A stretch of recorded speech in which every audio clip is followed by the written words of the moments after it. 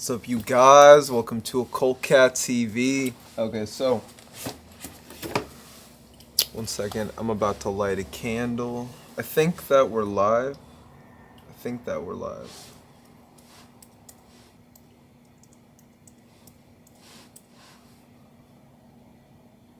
So give me a moment to get ready.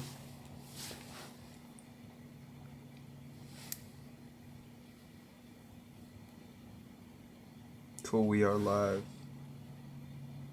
Oh, I love the photo, the cover photo.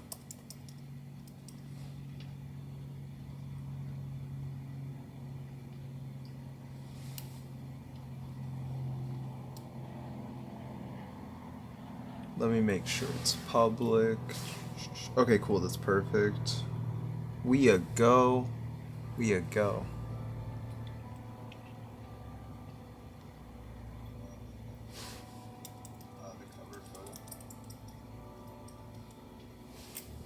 Okay, I think everything's good, so.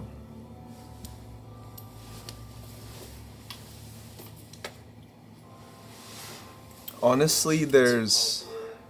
Actually, let's fix this just a little bit. We a go. Okay,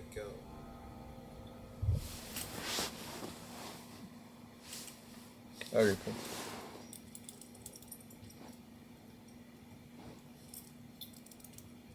I do have some notes for today, but other than that, we're just going to be going with the flow. Okay, so that's for my social media agency. Oh wow, okay, one sec. Okay, here, cool. What's a man to gain? What is a man if he gains the world but loses his soul? Right? There's many moments in our life that we're being challenged almost for our soul or to keep our soul. Right? It's in these moments that we need to heal. It's in these moments that we need to see ourselves and what we're going through and reflect on that. You know, why are you doing the things that you do? Or if you feel like some people care so much about frivolous things that are merely taking away from who they are as an individual, right? So many people care about money. I need money. Oh, they're almost traumatized with always having to gain money. Now, some people think that selling your soul would be, I'm gonna go do a blood pact to Satan. But in my opinion, I think that selling your soul is a perception of reality that you choose to play into, to in a sense encapsulate or to put you in a box, to shell you. There's people that would say that they haven't sold their soul, but if you look at how they treat reality, and I don't mean this like to judge anybody or to throw shade in that way. I don't mean it in that way at all, but I mean it more as if anything, a story or an allegory that we can use to just understand how this world is always taking away from us, right? It's in these moments that we might have endured immense pain or immense trauma. And it's actually within that pain, within that trauma that we went through. In the moments that we went through it, we weren't able to process it at times, right? I think that over time, and this is something that I've been getting a lot better at lately, is being able to not only transmute the pain, which is good, but there's many levels to healing, right? So it's not always about just transmuting it and meditating through it, but actually sometimes it's about feeling this pain that we're going through immensely. And by feeling that pain and feeling through it, we can actually get to the next step. We can get to the next stage in life. on my channel. And if anyone's like, in the comments, I'll respond in just a moment, but on my channel, you guys, I've taught a lot about the occult. I've taught a lot about manifestation.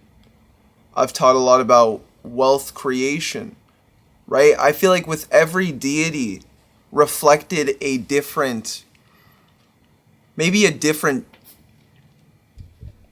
arc of my life, a different aspect of my life. Because for myself, I'm always striving to better my life.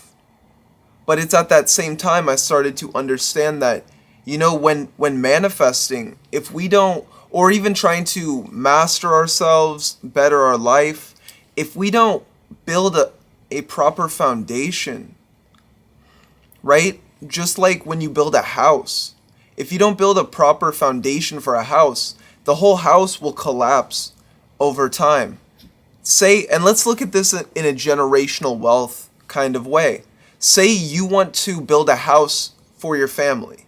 You want to build a house, not just, it's going to get me through the winter, it's going to get me through it's going to get me through the day, it's going to get me through the year, the months, whatever, right? Why would you just build a house that is so flimsy, right? In that same way, why would you do this with yourself? Why would you build off faulty foundation? Yes, I'm trying to sell to you healing right now. I'm trying to sell to you your healing. Why wouldn't you choose to heal and go under the foundation to the roots of what you're creating, and then choose to undo all of those psychic knots and those psychic layers that are building up within yourself, right? And from actually undoing these psychic layers, right? Even as I'm talking, I'm doing this within myself. I'm choosing to excavate. Like, even when I was talking about pain, I actually truly felt a little bit of pain, honestly, to the point I actually started to feel a tear come out of my eye. And that's choosing to process it, right? Choosing to feel into whatever you might be going through, whether it be emotional, right? Whether it be physical, whether it be mental, spiritual, right? Because sometimes even our soul is calling out for us to make a change. And that soul, that aspect of ourself that is within, is merely just showing us like, hey, this part of ourself is really draining. Why don't we choose to evaluate what that aspect is? And then from it, once we can go within it, feel it, we can release it. So this is where I've gotten to on my manifestation journey, is the healing aspect. I've always been a healer myself. I've probably studied many different forms of healing that have all brought many different benefits, right? And at the end of the day, all healing is the same. Really, no healing is different. We're trying to heal our subconscious. We're trying to go into our subconscious and look into the deeper layers of our psyche in order to evaluate what's going on. And we can't just look at just the conscious mind. I feel good. Okay, well, why do you feel good? It's like, I feel good because of this. But when you can start to go under and see, maybe you're not feeling so good, or maybe I'm not feeling so good, kind of thing, right? You can start to then process how you feel by understanding that more and more. And truly, like, I've realized, like, everyone's trying to get money, everyone, like, because in life, you guys, like, I came into wealth at one point, and then, I chose to distribute it in different ways, like health, this and that. So seeing a huge number in your bank account isn't the same as actually spending it to experience things, in order to get healthier, in order to live life. You don't want money. You want what money provides, correct? So at the end of the day, you want to manifest that healing. You want to manifest that health. You want to manifest that wealth. And from that healing, you will become a greater version of yourself. Right? So why wouldn't you choose to lay a proper foundation, not only for yourself, but as well your lineage and lineages to come for yourself? Because everything that you do for your cells, for your DNA, everything that you do right now and in this moment, that will echo on for eternity. Every day I wake up and I'm like, what can I do today to leap myself forward quantumly, right? And it's not always doing some grand thing. It's not always making a huge amount of money. I've made that. Didn't really feel any different, right? Didn't really feel any different. It's truly how you feel within, right? So even taking these small steps to just feel and process what you're going through. I know you're maybe not going to want to do it right now, but I urge you, why not embrace right now your healing journey and actually start to excavate those roots to see not exactly what the problem is, but to see what is under the hood of the car. And then from that, you can start to be a mechanic of your own psyche. And I don't think it's about becoming enlightened. I don't think it's about understanding another person or understanding another spirit. I think it's more so understanding ourselves, right? And once we can understand ourselves, that is how we can get to the next level of knowing thyself. So once you heal yourself, this is but, the first step. That, there's people in their 40s that don't even know this, to go back to their trauma and heal. Those are usually the ones, and I'm no judge on age or anything of this nature. The fact that I understand this at a young age, trust me, that was immense pain to gain that wisdom, right? But that's what a midlife crisis usually is. You're so traumatized that what's built up over time, you feel you need to go out and buy a motorcycle.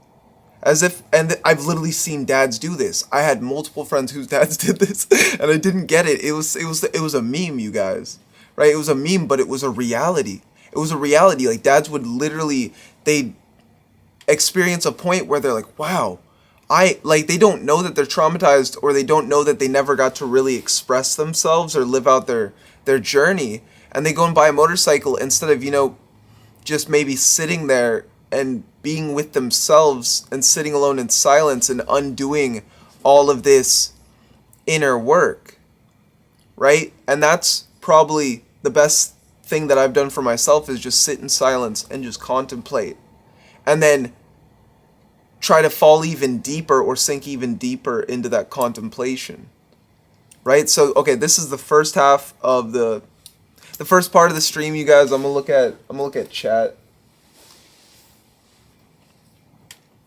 Oh hey, what's up, you guys? Okay, so thank you for the likes. That's beautiful. What's up? Hey, so Saphira says hi.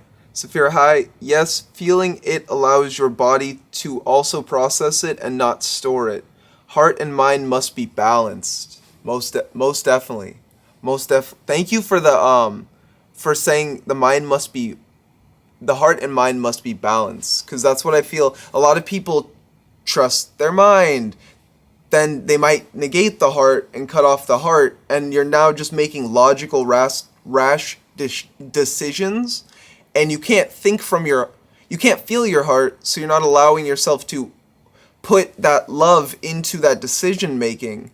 So it's like cold hard reptilian business strats. No money. It's like, but emotions. It's like, no money. It's like, but emotions. It's like, but when you can merge, like you said, the intellect or the mind with the heart, then you're able to put love into your decisions, which also makes them more powerful, because that's what magic is itself. Love creates worlds. Your heart is a generator of we could say intense electromagnetic waves. And when you can tap into the generator that is the heart and unify it with your mind and create a coherence or put yourself into a state of harmony, then you really allow yourself to expand and evolve even greater than what you originally were. So thank you for that. What's up, bro? How are you doing today? Looking sharp. Oh, thanks on that, Philip. Hey, thanks on that, bro. How's your day been? You know, I feel like I'm at war in a very positive way. Like, I feel like every day I'm always like, I've been doing MMA, I've been doing social media marketing, I've been doing rituals and consultations, and at the same time, it's like the 3D says one thing, but then at the same time, I feel a certain way, right? So I really noticed that as a man, we have that conquering, like, I must achieve, right? Achieve greatness, right? But at the same time, I've been really noticing I have to process my emotions at the same time. So I've been feeling balanced or trying to seek balance. And even just what I was talking about a second ago, harmony. And honestly, like, even thank you for noticing I'm looking sharp. Thanks on that. Cause when I choose to look good, I start to actually even feel like even better. I'll put on a t-shirt and I'm like, oh, okay, cool. And then I'll put on like a dress shirt and I'm like, oh wow, this really changes the mood, changes the vibe, right? And really puts me into character. Cause like even seeing the devils, seeing all the devils, they'd always wear suits. It's like, why are you guys wearing suits? And I never understood it. And I was even talking to someone where they're like, oh, like beanie gang for life, right? I'm like, yo, beanie is like, bro, trade up for a suit. And he's like, nah, bro, beanie's for life. And I'm like, it's not really about like getting rid of the beanie. It's actually just about, you know, looking at yourself in a different way. Like, do you value yourself, right? Because if you value yourself, you would allow yourself to look sharp.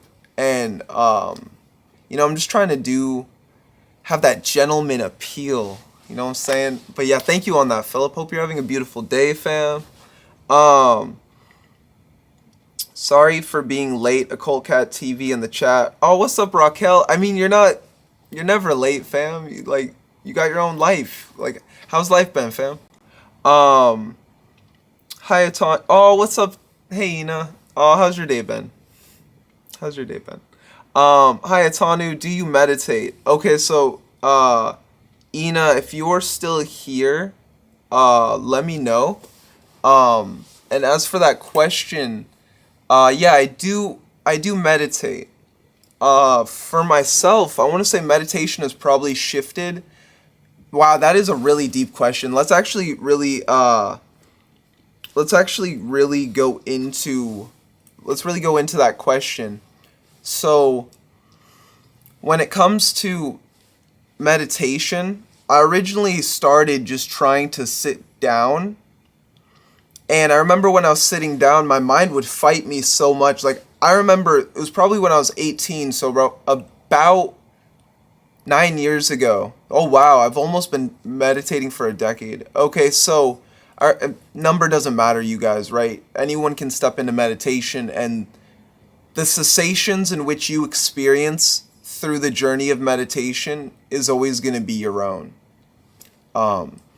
It's always going to be your own. So never like try to like, I've meditated for 2 weeks and I don't feel good. It's like, that doesn't matter. You know what I mean? It's like, it's all going to be different for everybody else.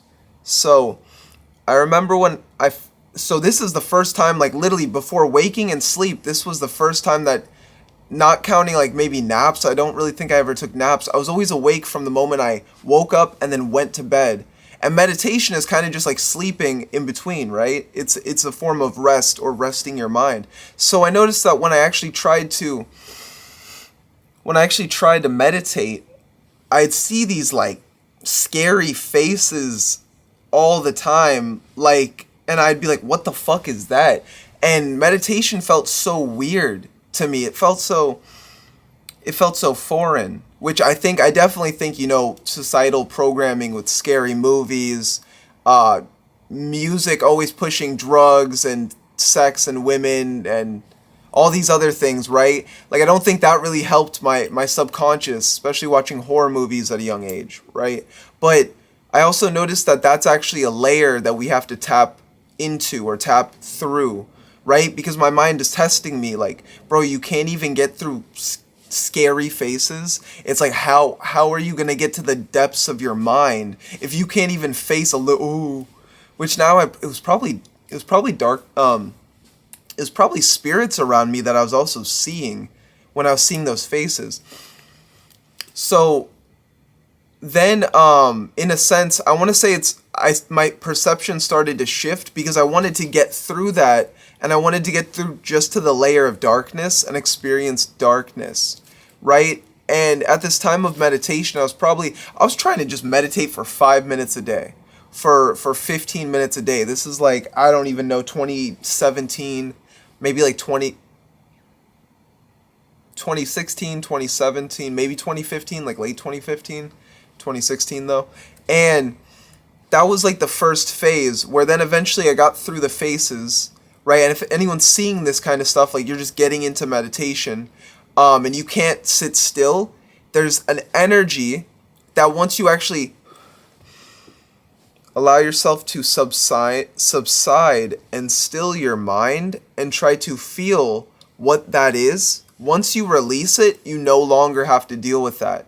So what a lot of people are doing is they have all this baggage that they're not releasing, and then they meditate and they don't, well, first off, a lot of people don't love themselves, and then they go within and then they try to view themselves, and then they see all of this trauma because their body, their awareness is trying to show them, like, hey, look at this, right? But then in the beginning, if you don't love yourself, you're destroying yourself, right? Like, you're truly destroying yourself.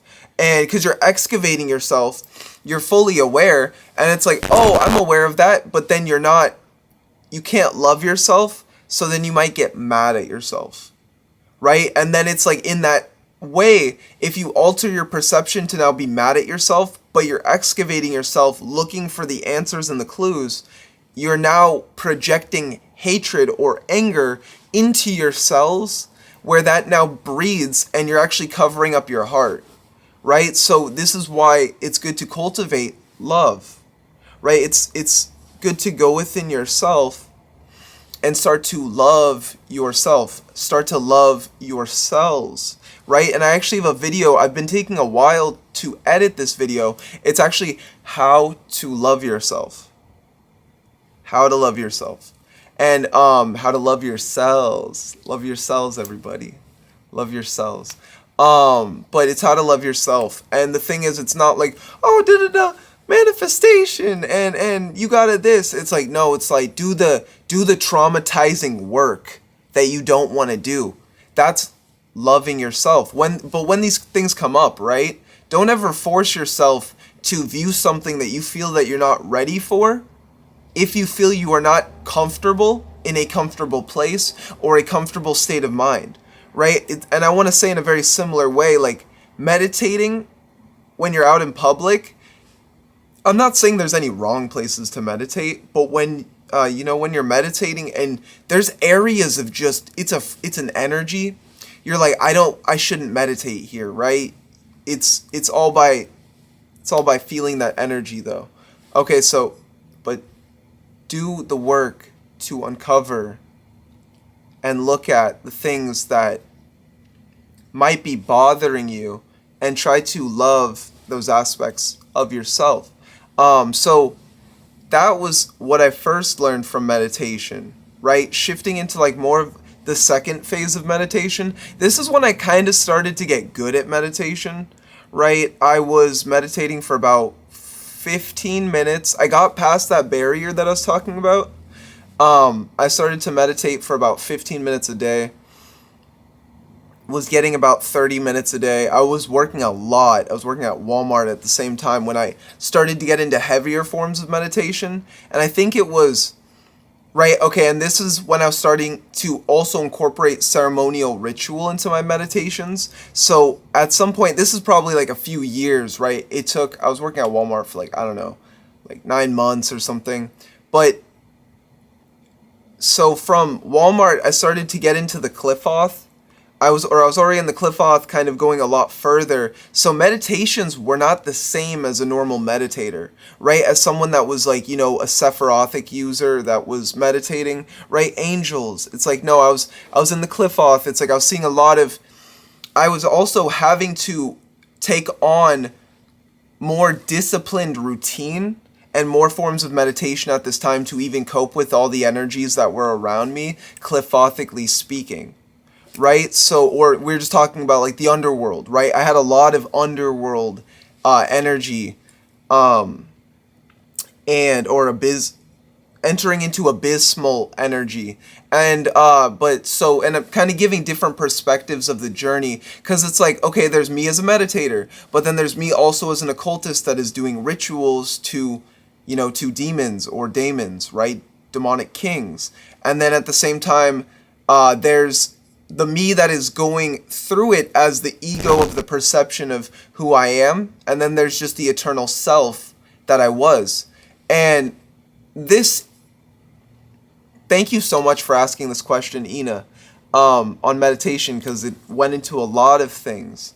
I'm just going to keep with the flow. So in those moments that as I was working at Walmart, right, I was shifting through or going through the underworld, and I was practicing meditation. So at the same time, I was also getting really good with celestial energies, working with the Egyptian pantheon. So I remember at some point, like, I just fucking left Walmart. Like I don't even say I quit, because I finished my shift. I told my manager, like, yo, dude, I'm fucking done. But the people that worked there, I was going to say the homies, right? The people that worked there, I really respected them, not management, but I respected them. So I finished my shift, went home, yada, yada, yada. So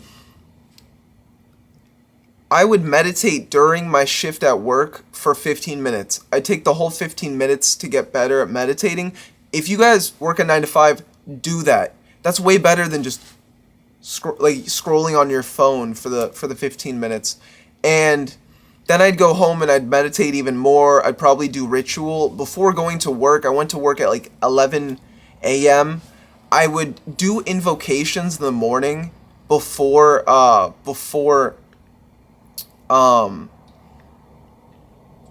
work, in a sense. Like, I remember probably at this time, like, I don't work with the same beings anymore, but now, like, we all cool, like, we all squad, right? I am my own being, I am my own deity in this sense. This is also why I want to teach you guys, or just talk about my experiences and this stuff as well. So it was Lucifer was heavily guiding me, but I could not understand what he was whatsoever. Sometimes this dude is so funny, right? This dude is so funny. I remember when he was 16, I was at lunch with my mom, like, one day, just like randomly. This dude like sat next to me and my mom, and I could see him, and then I could see him in my mind sitting on a bench.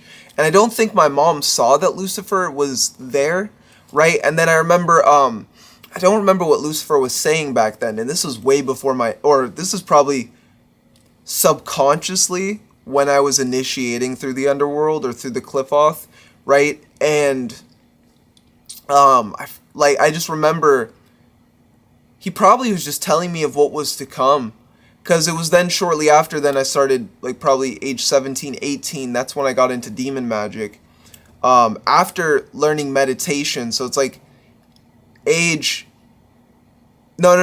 so when I was 17 and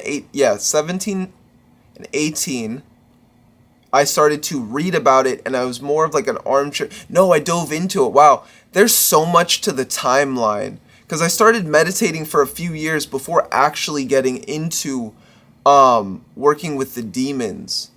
Or it's probably about a year or a year and a half. There is so much, and it's so timeless and multidimensional. So even the fact that I can, like, okay, but yeah, continuing. So then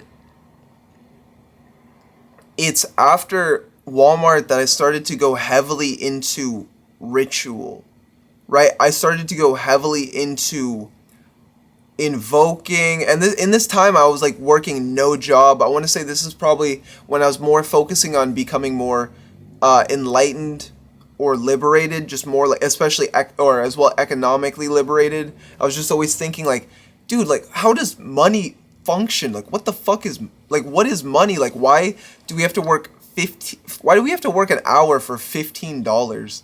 What the fuck is this slavery? Right? But that's when I actually started to meditate for 8 hours. I didn't really have money even on my mind at this point, right? But I was like, how does, like, what the fuck? Like, I'm doing all of these things, I'm becoming more intelligent, but how am I not gaining money? Right? And that was actually the joke, is in these moments, I was always training, I was always meditating, I was always exercising, I was going to work, I was accumulating wealth, right? So everything was actually working. I just wasn't implementing. I just wasn't always someone that did the physical, like I was also rapping, making music, I was doing a lot of social media stuff, but I wasn't monetizing it. And that's where a lot of people get things wrong. So, okay, going to back to meditation though, or even ritual. So yeah, I was doing a lot of rituals at this time, but also I was doing in ritual in the sense that this is when I got into more of my thelemic stage. So in my thelemic stage, I wasn't a thelemite, but I was seeing all of these rappers out of nowhere right as I started to get in, like, okay, so I remember specifically when I was, oh my god, wow, okay, so I remember when I was also using substances. So it was probably when I was like 20, I fell back into the substance use. And for myself, and I'm talking about hard substances, right? So I used hard substances when I was like 20 into like 22, maybe 23, doing it here and there. And it was most definitely who I was around. Right? Like age 23, not 23 like the year, not 23 like the year. So I haven't done it in about 5 years, right? Or 4 years, because I'm 27 now. So, but back in these times, I remember when I was actually doing these substances, I was like ripping gateways through reality because I was mixing just like Crowley. And guys, I'm just being honest and open about my journey in full totality, because that's what this channel is. It's my experiences, the path that I went through, and me expressing everything that I did. Because honestly, in a really funny way, it's like I was a modern day Crowley. And I don't even care about the archetype of Crowley, but it's like, oh wow, like guys, like everyone holds Crowley in such high esteem, but it's like a lot of people don't know he didn't cross the abyss. So it's like he died and then most likely, reincarnated and stuff like that. So it's like, for myself, I died at age 18, which actually led me to using a lot more substances, right? And I also died off of a tab of acid. I took a tab of acid, took half of a tab of acid. I was with certain friends, which, if you guys want me to be real, when people talk about gang stalking, right, a lot of people don't understand that you have to be at a certain level spiritually. Like, there has to be something about your soul, right? That these gang stalking spirits can see, that even makes you a target. When fucking Becky's like, the gang stalking spirits are haunting, it's like no. Like, you have to be like a god, or you have to be a high level individual energetically to even have this come about you. And it's not like people don't, like, I'm being real with you guys, like, people think gang stalking is, oh, like, government and this and that. Like, okay, maybe, but it's actual spirits. It's spirits that follow you. And if someone is, okay, so like Masonic orders, right, or different orders, I'm not trying to be like this or that, different orders will do rituals to suppress surrounding areas. So if you're someone that is if you're trying to achieve a certain level of consciousness, you will ping that system, and that's actually what attracts those beings. But not everybody's going to be targeted by this, right? It's not as it's more rare than what people think. And it's in that same way. So people around me, when I look back and can astrally view this moment, people that were around me were being controlled by these spirits, which I used to blame myself for my own near-death experience, right? But when I look back, it's like, wow, no one said anything. It's like literally like I was Jesus or something. There's my 12 apostles, and I'm about to be crucified, and not one apostle can say, hey, O'Shea, do you think maybe this is a bad idea?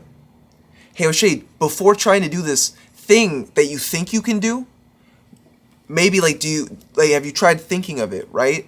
And it's funny because also my twin flame, I'll make a full video on this because my twin flame also happened to be there, but right before, so she left, like her parents called her away to go somewhere. We were at the beach too. It was a very when I look back, it was a very haunting scene because I can see how dark the energy was around everything and how orchestrated things were. But, so then my twin flame, right, a twin flame being someone that can highly empower you, my twin flame who I met, now I understand twin flame's energy that goes, to different people, but I met her on Valentine's Day, and out of all days, and we just happened to go to the same school, and then, me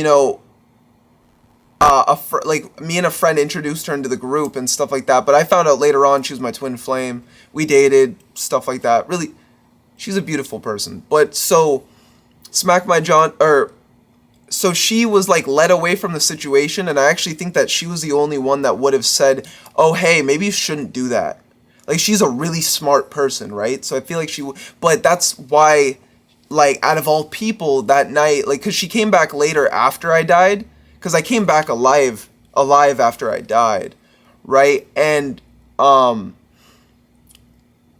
so in that moment, for myself, I realized that I couldn't really trust people, right? Because you can have people that you call friends around you, but not everyone is a friend, and not everyone actually cares about you or your well-being or really cares what you do. But also, that was me. I chose to do that. I was meant to die in those moments. I had to die so that I could be resurrected, right? And it's in that death experience that if I didn't die, I wouldn't know the knowledge that I do now. I wouldn't be the person that I am now, right? And I haven't just died once, but a few different times. Drug overdoses, alcohol poisoning.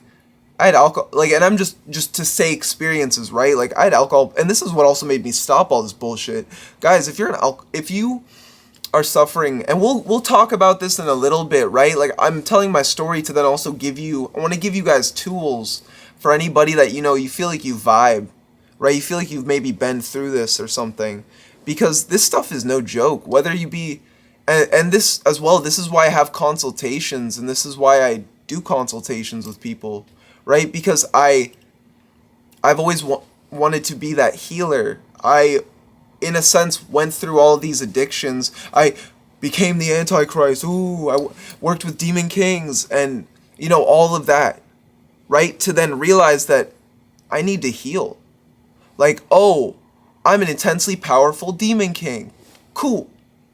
I'm still traumatized at the same time, right? Like, we are still in a human body. We are still in a human experience nonetheless, and at the same time. And it's that trauma that we hold within ourselves and we repress. And that's what makes us do drugs, right? That's what makes us feel the need to fucking put white powder up our nose, right? Because when you think about it, like, truly think about it, like, a lot of people that I know that get into these substances, especially myself, they glorify them. It's to the point that their ego is actually telling them, you need this. This is good. Like, but you remember when you did coke and you won the lottery? You remember when you did coke and you fucked all these bitches? Like, you like, do you remember when you did coke? Like, things of that nature, right? Like, things where that substance, a lot of people will now attach their ego to that substance and allow their ego to override their id, right? The id being the aspect of your ego, or your consciousness, you could say psyche, more of your ego, that has to do with the emotions. So every time that you need to process a emotion that is coming up, you rather cling to the substance, you cling to the person, you cling to the illness. It's always that thing, never me, right? It's always that thing, never you, right? And then the more that we can actually start to, understand why we feel the need to do something, and we stop justifying our reason for doing it, that's how you can pass to the next level, right? So I had to go through all of this, you guys. Yeah, for me now, like, I smoke a little bit of weed here and there and stuff like that. Also, women, like, for me, women was also an addiction that I had. Not that I had, so many lovers and I was always dating women or fucking so many women. No, it was actually never that. It was just, I loved certain women so much to the point that I let it detriment myself, right? I didn't have love for myself. And it's actually in these moments that's a drug. That's a drug. I treated love like a drug, and it's because I was treating, love or this other person and how I felt for this other person. I used that as almost like a coping mechanism to life, rather than just choosing to face life head on and fully with what I was going through, right? So those are, different addictions in which I had, right? Substances, people. We can even be addicted to places, right? Like, if we feel somewhere's our place so much, but then we're stripped away from it, and then we're always thinking of it, we're always being brought back to there. And it's like, why are we being brought back? Because in a sense, where you want to be is it like not even in the future, but in the now. So if you're always being brought into the past, then it's something trying to knock you out of alignment with the now. If you're always being brought into the future, it's something trying to pull you away from the now. What is it? They say that is it fears in the future, anxieties in the past? Or are we anxious for the future and we're sad about the past, like we're afraid of our past? Something of that nature. Okay, so yeah, I remember this is probably when I was at the depth of the black sun as well, and fully facing the black sun. Like, some people do these invocations and they sit in a circle, they read a book, they did some ritual, someone told them, cool. But and I'm not glorifying in this in any way, I'm not saying you should do this. But it was right before I actually started to get into ceremonial magic, but when I just ended a whole bunch of meditation, that's when I fell back into substances. So I had this huge growth period into a dark night of the soul, which a lot of people don't tell you, that when you actually start to do the work, you have to keep yourself accountable. You have to stay disciplined. You have to do the disciplines every day. You have to continue to do it. Drink water, meditate, love yourself. Don't stop. Why would you stop? I stopped. Boy, did I stop. I stopped. And that's what, at some point, then I fell into an even darker night of the soul that made me start to pick up substances. So this is when I was 22. It was something like that, right? And so I didn't realize it, but whenever I did coke, Satan would always try to lead me to Bitcoin. I don't know. Satan would always try to lead me to Bitcoin. I don't know why. He's like, yeah, buy Bitcoin. And Thoth would always then just teach me wisdom while I was on these substances. While I was on these substances, right? And it's in that same way that, for me, I didn't really view the substance as bad, because I was not. Again, you don't need the substance in any way, but I viewed it in a different way than other people. I went into the substance to excavate and understand aspects of my psyche that lay dormant. So I was actually I was kind of like, even though I was being stupid with it and I'd hang out with people and I'd probably do it in a stupid way, I was kind of cognizant of what I was doing. So I was actually reaping a lot of occult benefits from it. But no, I don't recommend that people do it, but I've done it, so I can't be a hypocrite, right? So I can at least tell you, like, I can tell you the positives and the negatives, and then also the mistakes I've made and how I was able to come back from those mistakes even greater. And it's actually because I've made so many mistakes that's why I know so much. That's why I'm so wise. O'Shea, why are you so wise? Why are you so powerful? Why are you so much of a god? Why are you so beautiful? Because I've made so many mistakes. I've made so many mistakes myself that I came back, and that's why I love being a teacher, because it's like, guys, I've died. I was a drug addict. I've went through so much pain within my life that I still push forward, and I still choose to view it, transmute it, and continue to move forward. I used to be suicidal heavily for probably 10 years straight, and I feel like almost that was like a meditation on its own, just sitting in that feeling, right? Just sitting in that feeling and choosing to go through it, and just, that was life. That's what being sober is, or what it was originally for myself. And then meditation made me feel a certain amount of like good, but more it was always an introspective journey, right? Okay, so more shifting out of the substances, because I actually remember the last time that I ever did coke, because it was, no, it's actually either one or two of the last times. It was either when I was literally almost dead on the ground, about to die, like I overdosed in a sense, and my friends kind of just left me for dead. Two of the same friends that happened to be in the first death that I talk about. So we can see this recurring pattern that, for myself, I did not. You have to really love yourself to have discernment, to know who really loves you. Just because you have friends that, oh, we're friends, and I knew you in high school, and dude, like, aren't we friends? You're my bro, but you're my bro, right? Don't let these tactics fool you.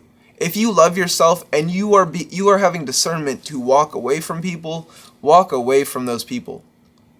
Right? I'm telling you right now, like, this is true wisdom that I'm giving to you guys right now.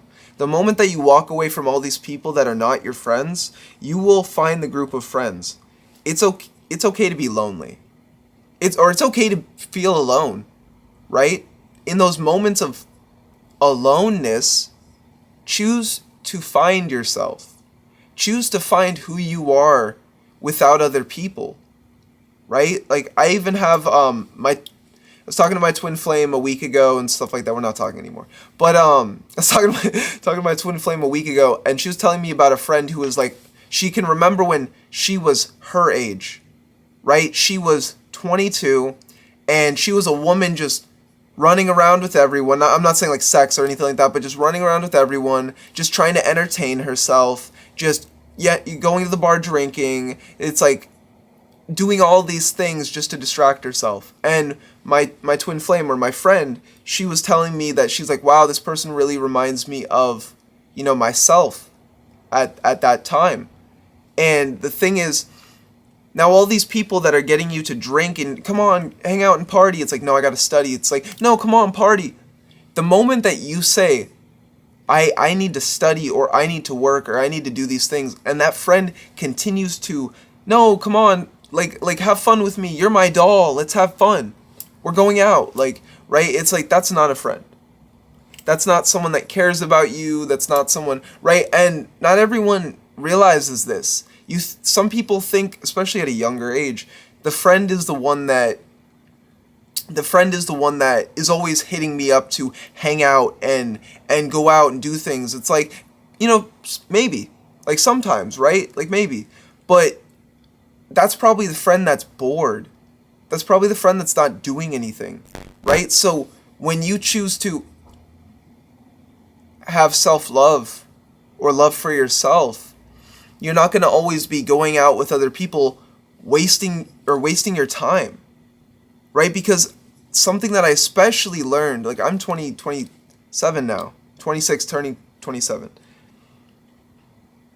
The thing that I've learned as I aged is that well, age doesn't, well, one, age doesn't matter.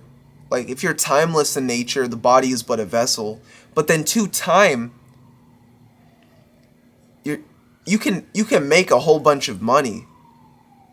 You can make a whole bunch of numbers on a screen. You could acquire all these objects, a car, beautiful women.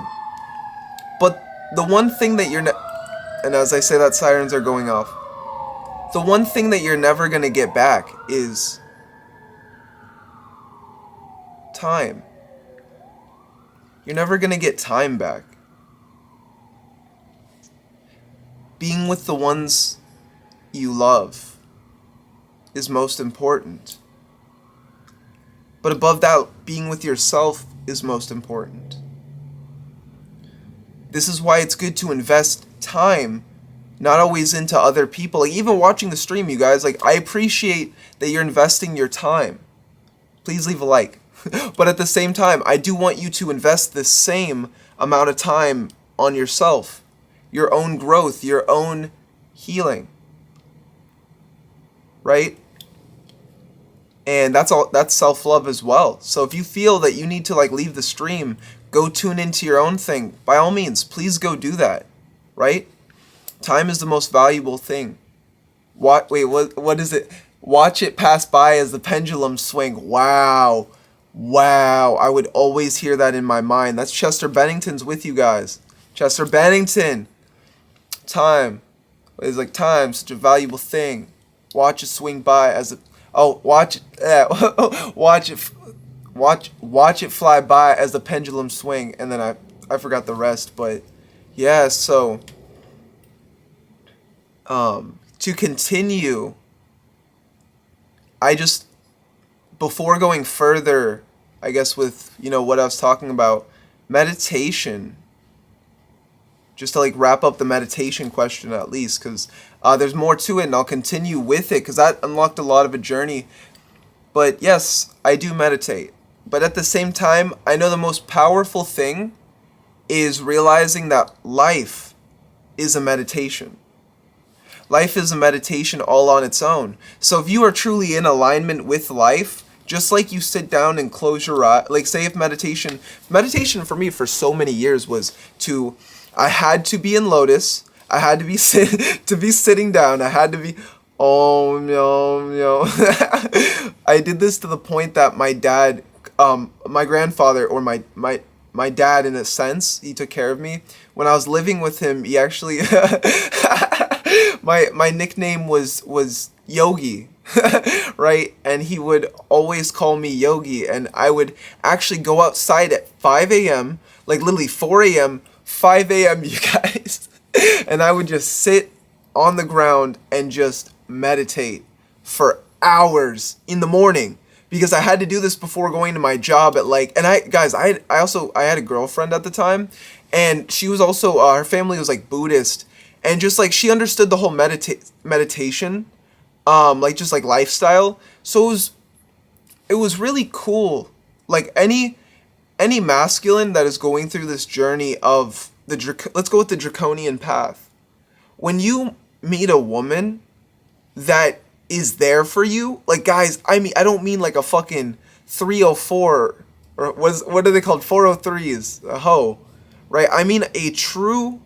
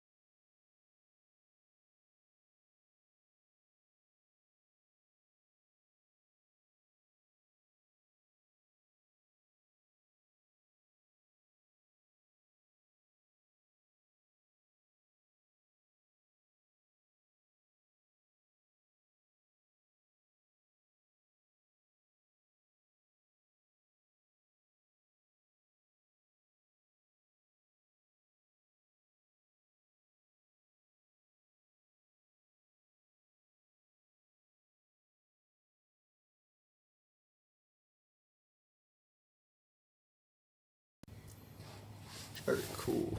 I think I hit the zoom. Okay, cool.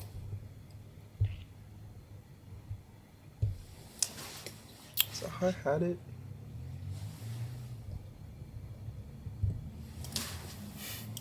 What's up, you guys?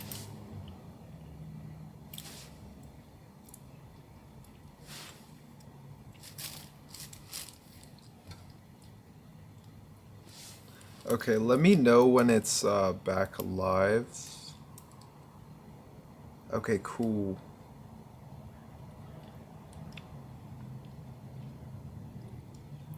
Okay, so we talked a lot about the destruction phase, right? Let me know who's still here, who's stuck around.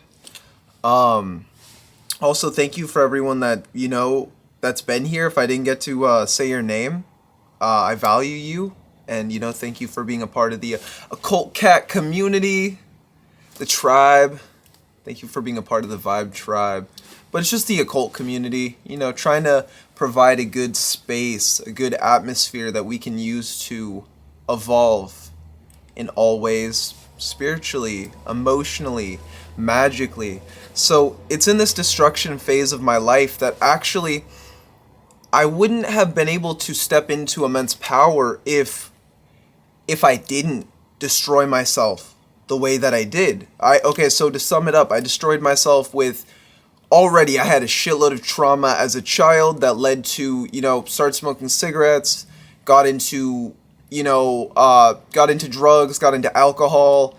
I just did it for a few years. I wouldn't even really say I was addicted because I got out of it really fast, right? And the thing is, that's also what the Cliff-Off helped to show me. So all the demons, like, although yes, I was being taken for a ride on the substances that I was using, right? It's after that I was stripped away of everything. Because once you use these substances, it takes away all of your power. You actually truly become powerless. You have no will. So it's in this moment that actually I now had to regain my power.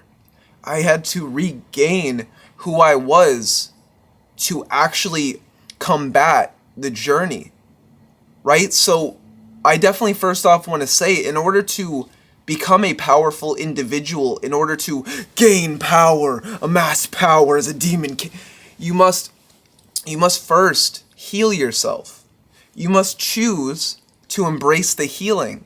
And I recommend, if you cite it as trauma, things that would become trauma, instead of storing it within yourself, what will make you even more powerful of an individual is that as it's about to be stored within you, now creating that trauma, get really good at using your psychic vampirism to evaluate what's about to enter into your subconscious mind, right? Just like a commercial.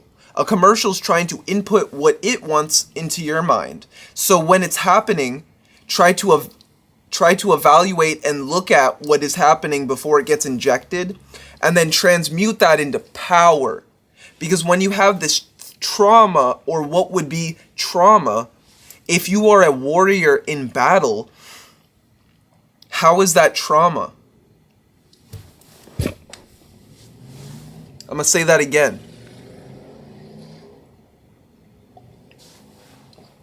If you are a warrior in battle, how can that be trauma? There is no trauma in war, right? And so in that same sense, that the warrior must be able to actualize when his friend dies in battle. Do you not think that he is traumatized? Do you not think that he is scared? Do you not think that there is something that might come over him to emotionally react? So, in a sense, how do you become a powerful individual? Let me explain.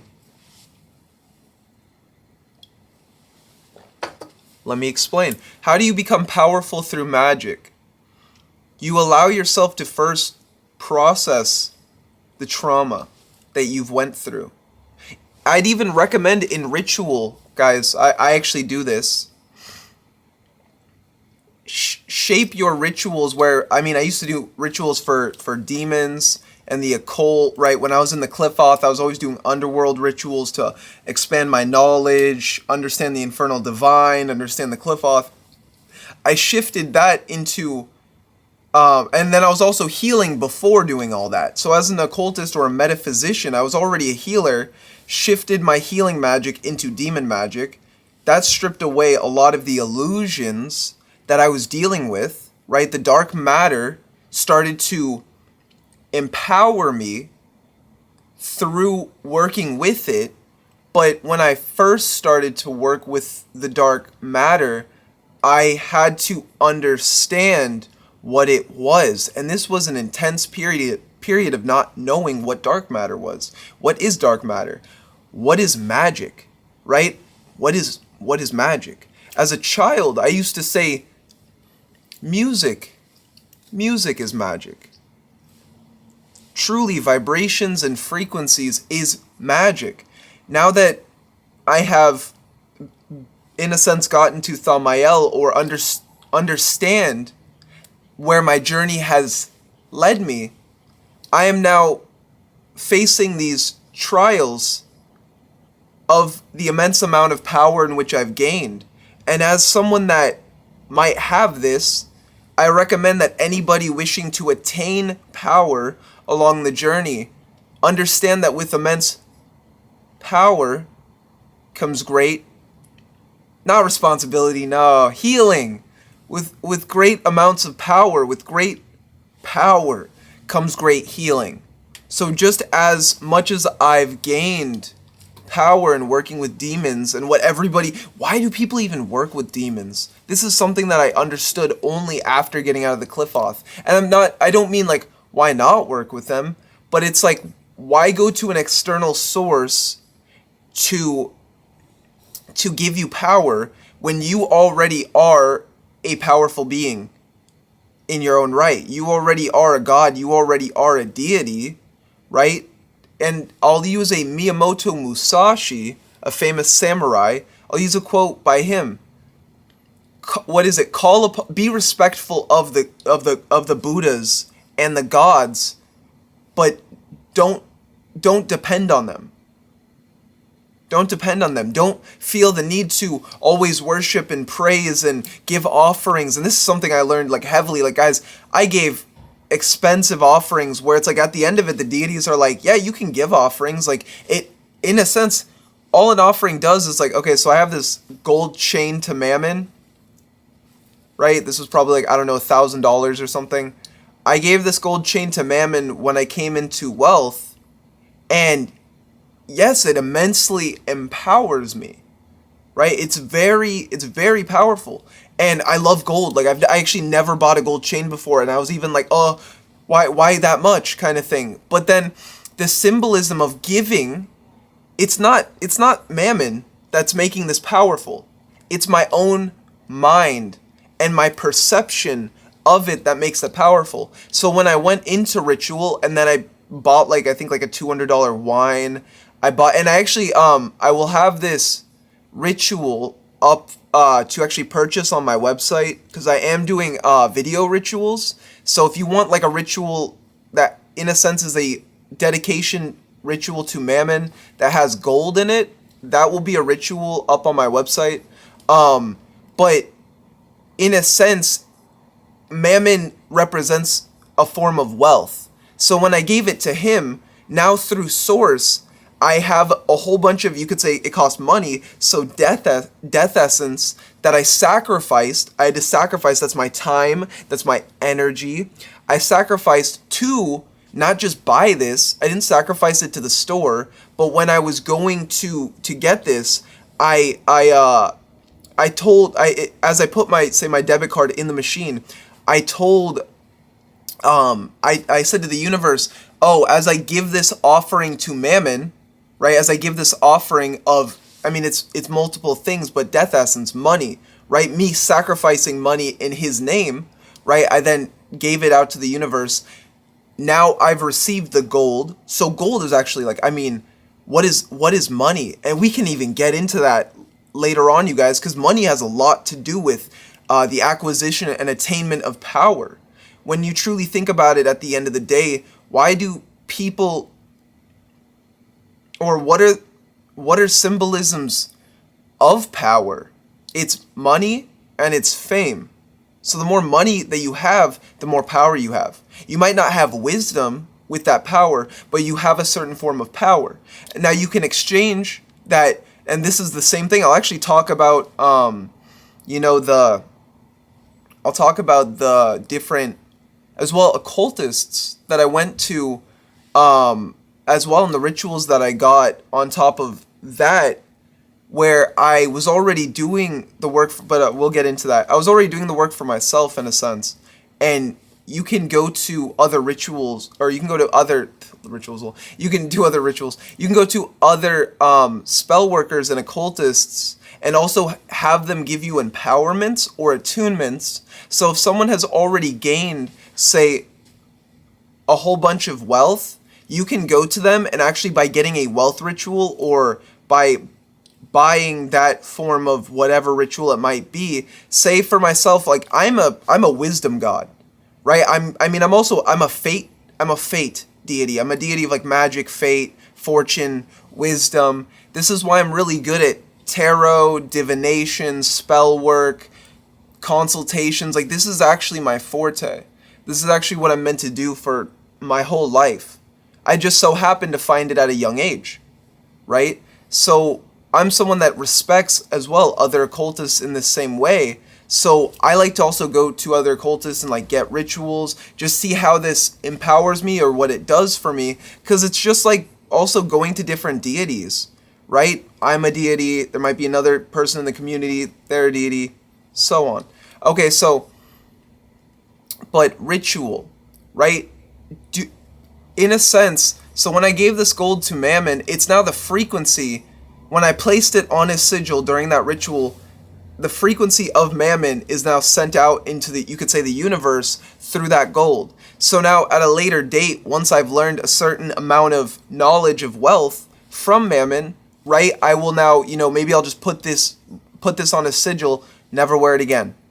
Right? And then from the wealth that I earned through the gnosis that I've accumulated through working with the wealth god known as Mammon, right? Because it's not just me getting possessed and Mammon's doing everything. It's like, no, I go to these deities as a student, as a pupil. I'm not just asking Mammon, do all this work for me and I'm not going to do anything.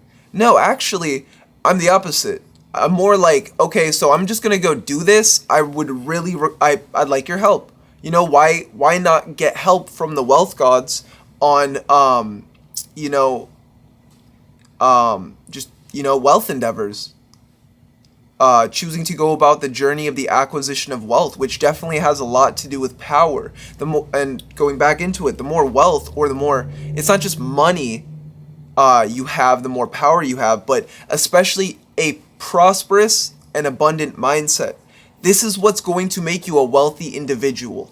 It is never the money, but it's having a prosperous and abundant mindset in whatever you're seeking, whatever you're wishing to achieve. Prosperous actions lead to prosperous outcomes. So as long as you're embracing the path of prosperity, you will always be wealthy. When you're thinking that money equates to, or if you think that wealth in general, money is wealth, but wealth, look at the bigger picture of wealth, of what wealth is. Health is wealth. When you have a healthy body, you have a healthy mind, you have healthy thoughts, you have healthy ideas. So this is power all on its own. Choosing to transmute those dollars into your healing. There's people that say, oh, it's too much for this food, or it's too much for that food, but then they'll put a whole bunch of money in like their car. They'll go get their car washed or put gas in their car. It's like, oh, but that's too much for me. My car requires $5.99 a gal, but oh, by means a watermelon for $7. That's ooh, like, no, I'm joking. But so health is wealth. And this is another thing that I realized along my journey. I used to be someone that was just like always eating pizza, always eating junk food. I was lazy, right? And then I started to, drink smoothies. I started to invest in different either protein powders, more vegan. I don't like that whey bullshit. I don't like that whey. Get that whey out of here. But in blue moss, right? Irish moss, different herbs. I started to drink tea all of the time, different teas. I also remember at this point in time, every time I drank a cup of tea, and I was drinking like 4 to 6 to 8 a day, I would also give an offering to a deity, right? So back then I was probably more in the, offerings, like, just give offerings. Like, and that was a good way to learn, and it was definitely forms of like liberation in a lot of ways. Like, it's good to give offerings, but then you can also try to depend too much on offerings instead of just doing the work, right? And that's something that I didn't realize. I depended too much on my magic. That's magic, do everything. It's like, bro, we need some outlets, right? And this is also when I started to, so after heavily like going through a journey of like drugs and stuff, I actually met probably a year or two of working on myself. Then I met a trainer, my friend Langford, right? And my friend my friend Langford, this is when I started to get into MMA and I started to get into martial arts and becoming, more powerful in that way. And this is something that anybody that, man, woman, alien, no, I'm just, whoever you are, if you want to get into martial arts, I definitely recommend it, because the more that you choose to embrace this form of body movement, this form of, you start to get more into your body, you start to feel the power. It's not just, I'm hitting the bag as hard as I can, but no, you start to look at the other things in life, like you start to course correct. Like, people punch like this, you guys. Like, wait, let me see if I can. People punch like just a straight punch, but they don't realize you're supposed to curve. You're supposed to curve your fists so this part hits like their jaw or something, right? So even in martial arts, it's not just, I'm a brutal warrior, brute force, kick and punch and roundhouse, like, you know what I mean? It's not those things. It's actually about self-mastery. I go into the gym. When I go into the gym, it's about self-mastery. When I go into martial arts, MMA, boxing, Muay Thai, right? All these things. It's not about, it's not about ego, right? It's not about, I'm trying to, because I don't fight. I just train. I train endlessly, and then I'm getting into fights later on. But there's always a stage of preparation, of planning, and these are the things that I started to learn more from martial arts, that it's like life. You can't just hit life head on. You have to understand that life is war, but also in that warfare, that there are no opponents. There is no opponent but the self. And once you have conquered yourself, once you have disciplined your mind, once you have brought balance and order to the chaos inside, it is only then will things actually start to go right in your life. And this is what martial arts has taught me. It's taught me how to control myself, how to discipline myself, because there is no lying, right? Like, again, I haven't gotten into a fight in the match in rings yet, but it's, if your opponent bests you, it doesn't matter if you trained harder, it doesn't matter if you were a better person, it doesn't matter what your ideology, that doesn't matter. All that's thrown out the window. All that's thrown out. It's just like life. Life doesn't care if you do all the right things. Life doesn't care if you're a nice person. Life doesn't care if you do the work.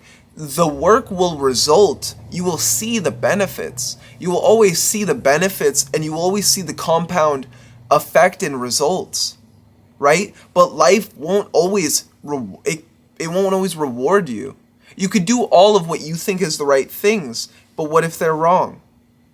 What if they're wrong? What if you weren't listening to yourself and doing the things that, not that you wanted to do, but that you felt that you needed to do, right? So martial arts really helps you to step into your power.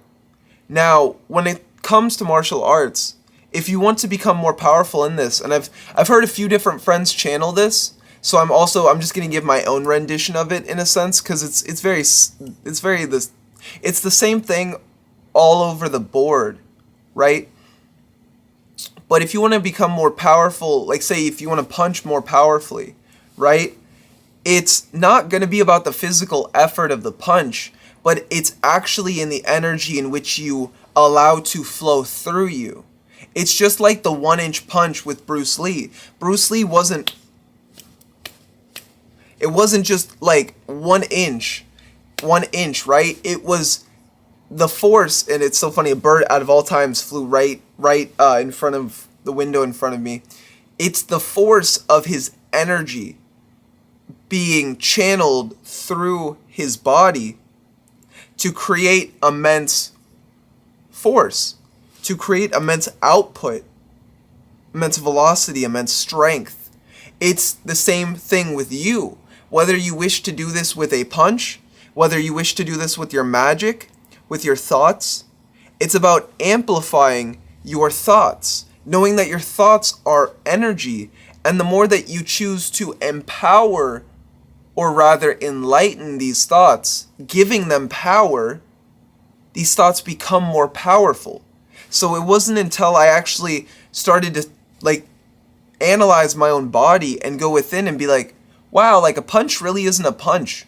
You're more using your kinesthetic force and the bioelectric energy within yourself to gyrate or generate strength, right? So the more energy that you can acquire before even punching, and then on top of that, the more that you understand body movement, your kinesthetics, this is what will allow you to fully channel the velocity of that, on top of when you add the imagination of dark matter, the imagination, like the feeling of dark matter into your punch, on top of gold energy, on top of whatever it might be, right? It could be death essence. You could imagine yourself punching someone with death essence.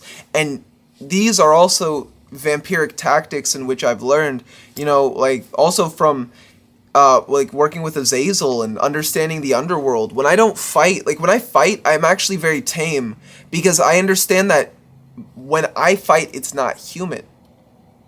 When I fight, it is not human. It is, when I fight, I'm an apex being. I am a predator, right? It's, I truly choose to channel this primal essence, and I bring it forward through the ground, like through my root, through all that I am. And I choose to, in those moments, become something that I'm usually not. We can also look at this in Mike Tyson, right? Mike Tyson did this. He says, like, you almost have to become a monster, right? But now, from actually becoming the monster, right, which Cliffoth helped amazingly with that, right? Working with all these devils surely made me a very primal apex being, understanding, omnipotence, understanding manipulation of reality, understanding, and these are things I just now understand myself through walking the path and learning from these beings, right? But you are all powerful beings. You are all gods. Like, you are all deities in your own way. It's about unlocking and understanding your own deified self, right? So the more that I walked this path, the more that I destroyed myself, I realized you can't destroy the self. You can't destroy yourself. You merely transmute yourself. That which is destroyed is merely transmuted. That which is destroyed is merely transmuted. So actually, the thing is, when I look back at all this drug usage and all this negative behavior, it showed me all the ways in which I was lying to myself, all the ways in which I was fooling myself. I didn't think that I was powerful. I thought that I was depressed. I thought that I was anxious. I thought all these things. And the thing is, I realized, no, that I wasn't anxious, that I wasn't depressed, that I might have been feeling that way, but that way was generated all from what I was doing to myself. I was doing things to knock myself out of alignment, take myself out of power. If you're always doing things to detriment yourself, then you're always going to fall. But if you're always doing things like eating healthy, becoming a genuine person, being respectful, choosing to love yourself, choosing to heal, choosing to do the work, put in the time, the push-ups, work on your body, choosing to sort through your emotions. If you're doing all of the right things, if you're doing all these things, you cannot fail. You cannot fail if you're doing all of these things, right? And that's the thing. I want you guys to know that, because that's all the right things. We think that the right things are, going to school, getting a job that does not support us in any way, getting married to a lover that probably, doesn't care about us and so, just doesn't, to just go about this normal matrix routine. And a lot of people do this, and I see everyone that did this, and it's like, yeah, cool, you might have acquired this, you might be able to pay rent, you might have what you consider to be a love of your life, but do you love yourself? Do you love your experiences? Do you love who you are? Do you love what you're going through?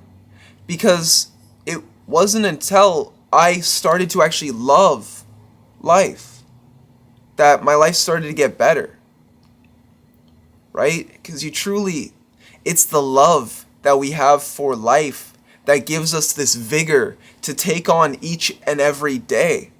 I remember there's days where I fasted for 5 days. I was actually cleansing my kidneys, and I was also sun gazing every morning and meditating. I'm not able to always do this all the time anymore, but I remember when I got a chance to do that so heavily that I felt the difference. I felt like I was on DMT all the time, and I felt DMT flowing through me. I felt so light, I felt so magnetic, and everything was happening in all ways, right? But it's only when I chose to do those things to cultivate more energy, right? So the more that you love yourself, the more energy or things that you'll do to cultivate energy rather than take away energy. Right? With everything, there's always an ROI. If you went for a run today, you're building up your cardiovascular, muscles. You're building up your cardiovascular. You're breathing better. If you do that every day, it will compound. Just like if you are smoking all the time, right? That will also compound. It's the things that you do now that will echo on for eternity. And these are the things that when you start to eat healthy, you start to do breath work, you start to do the meditations, you go into ritual, you are emotionally healing. When you do all of this and you continue to walk the path every day and you wake up and you do these things every day, they're going to compound to show you who you are, to show you what you're meant to achieve. These are the things that unlock the magic within yourself. Truly, these are the things that will unlock the magic. I know people want me to tell them, oh, it's this big ritual and all these candles and all these things, but no, it's you. You are the determining variable in the life in which you wish to create.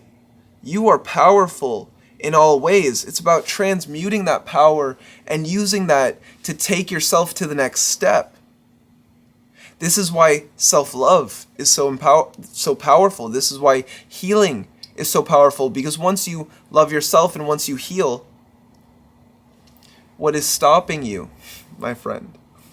What is stopping you from the acquisition of wealth, to becoming powerful, to working with demons, angels, any spirit in the galaxy that you wish to work with? It can all be achieved by embracing that inner healing, and also knowing you're already healed, knowing that everything is already manifested, right? By having faith in the path, everything has led you up to this point. So even what is not only this showing you, but what is life showing you? Who are you meant to become? What are you meant to achieve? What do you need to do? And what actions do you need to take to turn this vision into fruition? To bring it into this reality so that you can stop fearing the unknown and stop fearing what's to come and transmute that fear. First feel it. Always feel that fear. Like, why am I afraid? What is coming into my reality? Like, what is this sadness, or what is this feeling that you might be feeling? Or maybe it's happiness. Maybe it's joy for the future. Feel that joy. Feel that timeline. Whatever it might be. And fully go into that. Right? Because if you're afraid, that fear is draining you in some way. So if you're not facing that fear, then you're never going to overcome that fear. Then it's always going to be eating at you. It's always going to be taking away from you. But the moment that you step into that better feeling through that fear, because you must go through the fear, or through that feeling that you don't wish to contest. You have to go through that. Just like I was talking about earlier with meditation, right? In my journey, I was trying to meditate. I saw faces that were scary, right? And because of that, I couldn't sit down and just meditate. And that was years ago, right? That was years ago. But this was my mind showing me, it was giving me something that I had to overcome in order to achieve a greater reality. In order to feel better, I had to go through that. You know, I was always like standing at it like, what the fuck is that, you know? Like, but not realizing that I can either stand at the edge of what I'm trying to face, or I can merely throw myself into the abyss and conquer those energies. Right? What's that quote? It's like, just bite some glass and jump into the abyss. That will solve all your problems. Because you'll have no problems after that. Because you'll start to see each and every problem, and it will be minutely brought up into your reality, where then you start to work on all these problems that don't seem like they're interconnected or related to each other, but then you start to actually see this whole web within your mind of, oh, that trauma was limiting me over here, and this trauma was, limiting over here, and oh, I wasn't acquiring wealth because I wasn't healing this trauma. I wasn't becoming a powerful individual because I had no self-esteem. I had no self-esteem because I wasn't valuing myself. I wasn't valuing myself because I wasn't loving myself. I wasn't valuing myself because I wasn't loving myself. Right? And as I said that, there was a ringing that went off in my ear. So that's also how I know that what I said for myself, that was immensely clearing. That was immensely healing. Right? So, as I talk about my experiences, just letting you guys know, I am also healing as I talk about it. I am reviewing it. I am evaluating it. But I also choose to continue to go into it despite how I feel, because I know that this also heals others. How do you change the whole world? How do you heal the whole world? By healing yourself. By healing yourself. By me choosing to heal, by me choosing to talk about my experiences, I know that it helps in this process. So let's also look at the chat in just a second, actually.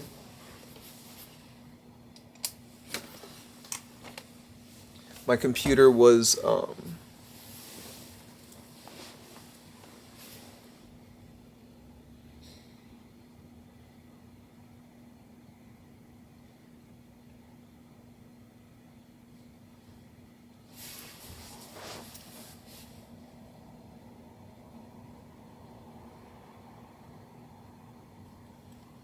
QuickBooks Self-Employed. Okay.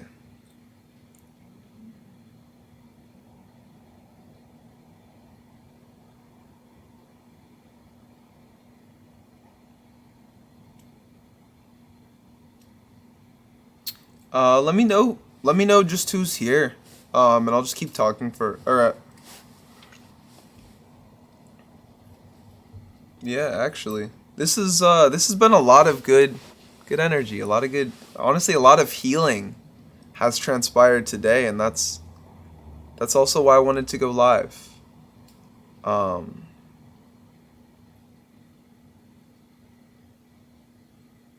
Oh, that's beautiful, Orbiting Red Moon. Oh, that is so beautiful. I love that you got that insight. I love that you got that idea. Um Orbiting Red Moon says making a candle for Paimon right now. You didn't say king? Ooh, ooh. You didn't say King Pay. Ooh, he's a king. Orbiting Red Moon. Treat him as such. No, no, I'm joking, Red Moon. I call him I just call him P. What's up, P? Paimon. Paimonius. That's actually thank you for that confirmation, cuz out of all beings, like I try to solve my own problems at the moment, or I have been just going about my own journey in the gnosis that I know and what I hold within myself. But I was, out of all beings, I was talking to King Paimon earlier, and just, that was a being where he's someone that understands the demonic realms and the infernal divine. And as well, he's so good at counseling, right? He's so good at helping you to better understand. Not like some spirits kind of do push a narrative on you, right? A lot of spirits have their own ego, and even though, yes, King Paimon is a god, or a deified being, he has his own ego. He's also very egoless in nature. He doesn't seem very. He helps you to help you more than some beings are like, okay, but what can you give me too? Like what's the balance here? But Paimon's like, oh, how can I help you? Like, what do you need help with? It's that he has so much power and rank and rulership, but at the same time, he always kept that, like, as an intensely powerful demon king, he always kept that angelic divinity within himself, and I really respect that within King Paimon, or Paimonius. So that's beautiful. Also, actually, I actually had a light.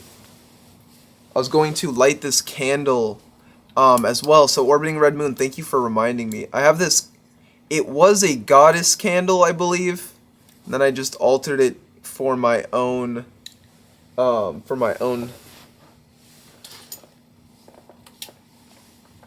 Here, actually, one moment.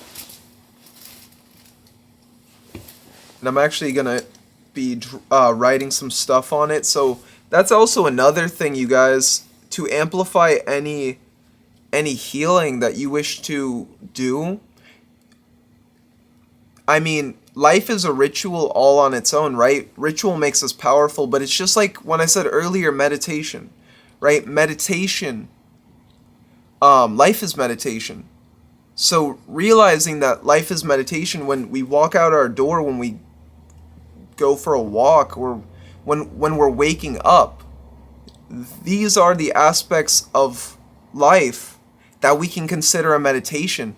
When you're washing the dishes and you're choosing to go more within yourself as you're washing the dishes. So as you wash the dishes, you realize, like, all of the universe is in you washing the dishes. All of the universe is flowing through you in that moment of you doing the act. We live in a simulacra. We live in a divine play, a matrix, a maya, an illusion, right? So it's in that same way that you are in a simulated reality washing dishes, and you think that you washing dishes is less enlightening than sitting down, meditating, thinking you're becoming more enlightened. But what if in that moment the universe was actually calling you to wash dishes? What if in that moment you were to get that download, like, because the water was right water, and you were doing the motions right, young Daniel-san, right? You were doing the motions right. It's just all of that bodily movement, all that kinesthetic force that was happening in the force, or happening in the movement of just you washing dishes. That's enlightening all on its own. That's amazing. That's fun. Right? Is washing dishes fun? No. No, it's not. But But when you choose to put yourself into all and everything that you're doing, and you choose to put yourself into every moment that you're creating, moment to moment, it only takes a matter of time until you are in the endless flow of reality. Until you are the one that is, you keep entering that stream of enlightenment until you realize you became the stream. That what you thought was moment to moments and moment to moment each day, and moments and moments in each day, was merely a sea of infinite energy. That what you think is just because you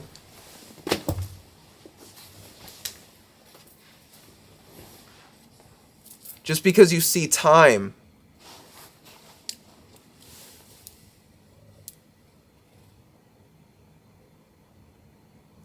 just because you see time on a watch, you think that it's real.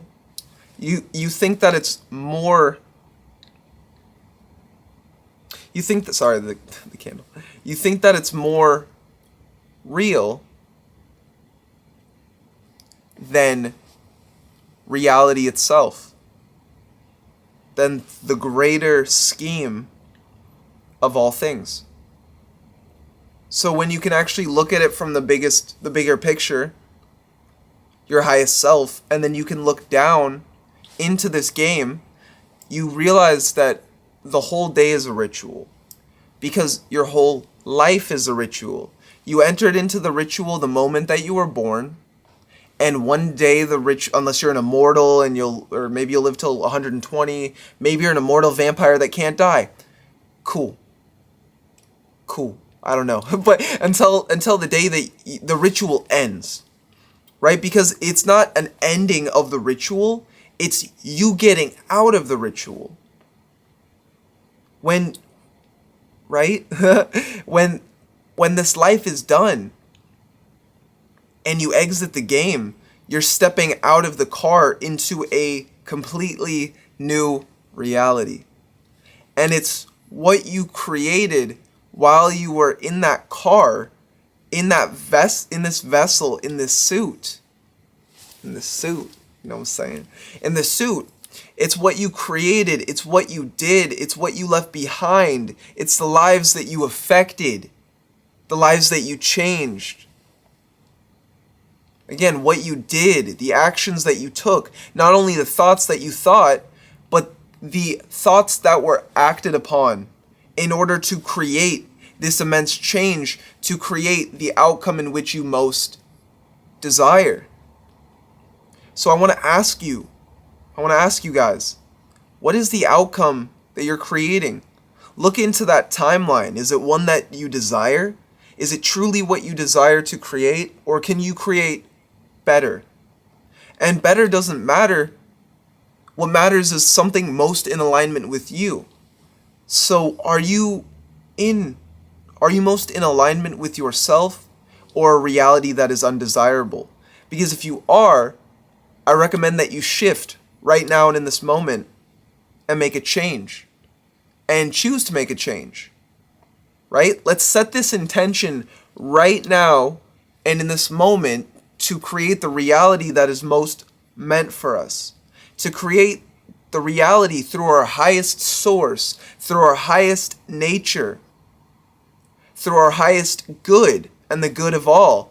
May we create the reality that is most meant for us.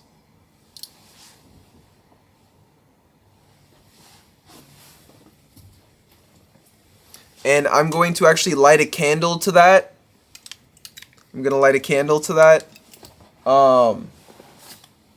So let me just see who's in chat. Let me see who's in chat, and I'll shout out some people.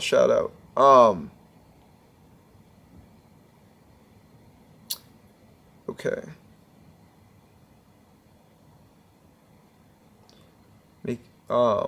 What's up, Orbiting Red Moon? Shout out to Red Moon.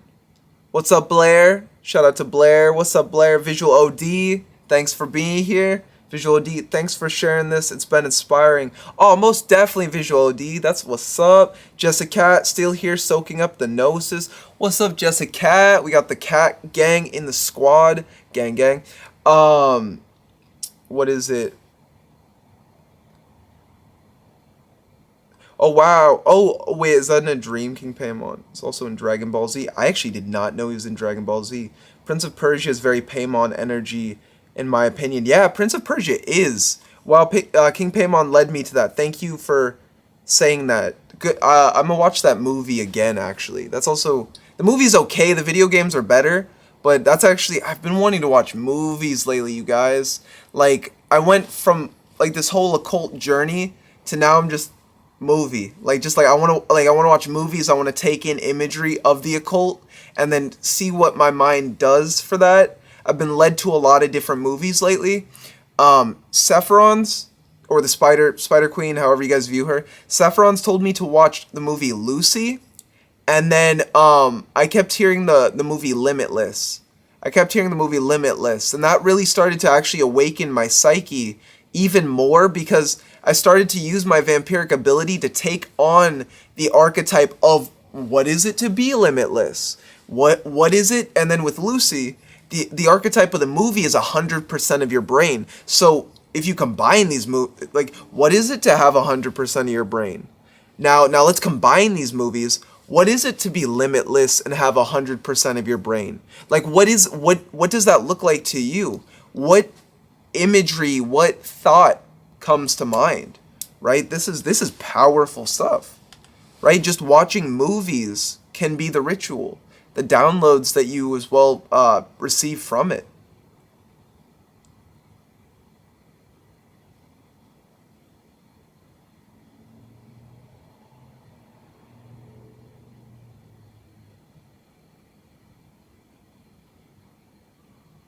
Okay, the king was in my dream the other night. This is Orbiting Red Moon. He led me up a mountain and then under the sand to the other side. Oh, I like Journeys. Journeys with King Paimon. That's actually something that he helped me to get really good at, was journeying.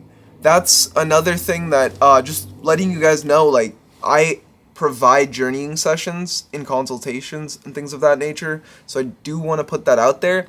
But anybody that, you know, works with Thoth, King Paimon, you can actually do a journey session with any deity, right? With any deity. Shiva's a really beneficial one. I learned so much from Shiva's magic, right? So, but that's beautiful, Orbiting Red Moon. Like, and just anybody else that, if you guys have a candle, let's actually do some magic right now. If anyone else wants to link into the intention that I just set, and we can amplify it, right? It's not the candle's not doing it. Candle's whatever. The candle's not doing anything. But it's providing a source, a foundation, a totem of manifestation that we can use to amplify the intention that we're setting. So I'm gonna put my sigil on the candle. If you have like, say, like witch candles, it's good to inscribe the intention. I always put if it's a deity, I put the deity's name. I'll inscribe it like Horus, right? I'll put Horus's name on it or something like that. Shiva, Ganesha. I saw Super G said Ganesha. Shout out to you. Hey, that's what's up, Super G, right? That's what's up, Super G. I'll look in the chat in a second. But we can use, so writing deity names is powerful on a candle. And then you write your own name to link it to your name. And then from linking it to your name, then the words that you inscribe into the candle, the words don't matter. They do matter, but it's the energy and the frequency and the intention behind every word that you inscribe or write on the candle. And this is what's gonna 10x your magic. This is what's gonna make, you know, all spells more powerful. Not only the fact that you're putting words and the imagery, but you're knowing, like right now I'm feeling in my core that as I'm holding this candle, right, which it should be in my right hand, I've been charging this candle actually by my goddess altar. And as I charged it by my goddess altar right now, putting it in my right hand, I'm now charging it with the masculine energy, the masculine strength. So it's really the intention. I'm feeling that strength, that willpower, that vigor, that warrior strength, right? And I'm putting it into the candle, where now I'm balancing the energies, writing my sigil and my symbol. Green, the energy of just fertility, abundance, things of this nature.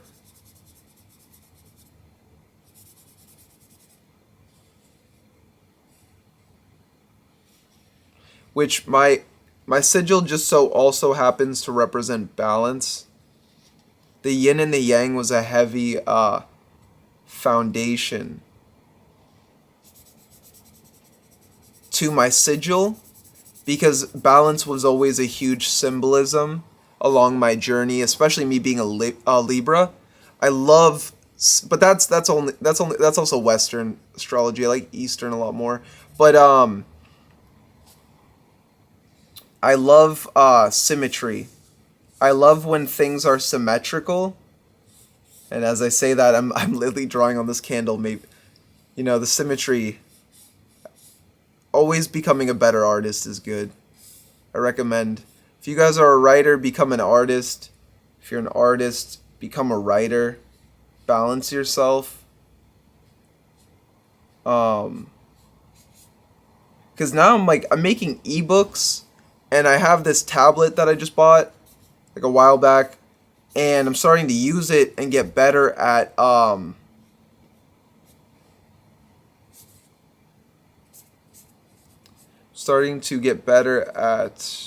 drawing.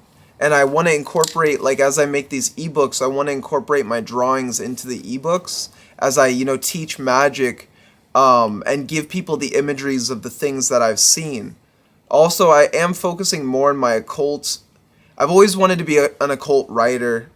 An occult YouTuber, never on the list, just happened to be one. But now,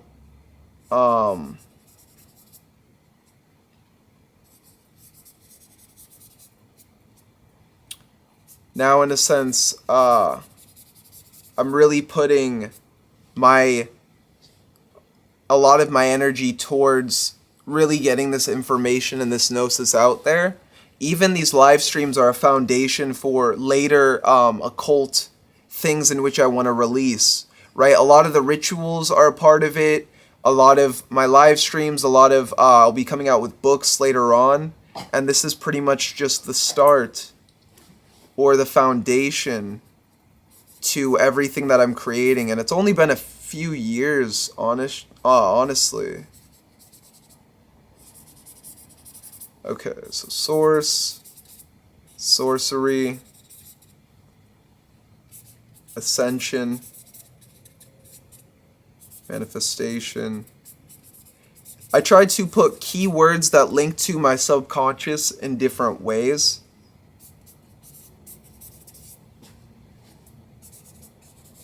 Either phrases that I know that trigger myself internally, even like starting off with the word Atanu instead of O'Shea, right? And it's going to be the same thing. I can adapt. And from this candle,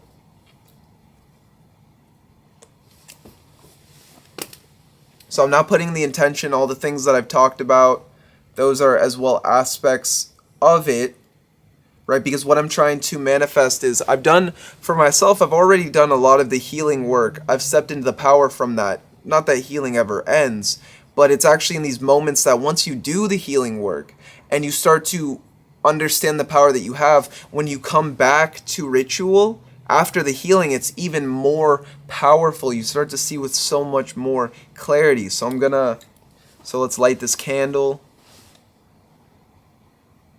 I'm actually going to wait just a moment because it's 555. It's literally about to be 555 as I say that.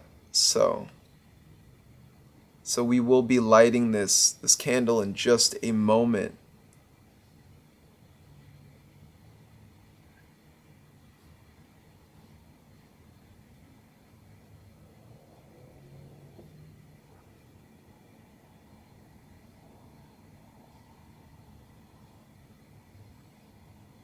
Wow, that's powerful. Plato was the last recorded student of the original Egyptian mystery school, says Blair. So as I'm also holding, that's some wisdom. As I'm holding this, I'm empowering it with different energies. I'm infusing it with source, dark matter, right? Just as we do breath work. Which, oh guys, I noticed, okay, so I got flagged. So I got flagged for the breathworks. I don't even care about the monetization at all, but I was like, oh wow, because she's under a studio, so I was right on that. Okay, so I actually want to do a breathwork. I am making guided meditations soon. So we're actually just going to do a breathwork, no music, nothing. I'm going to light this candle.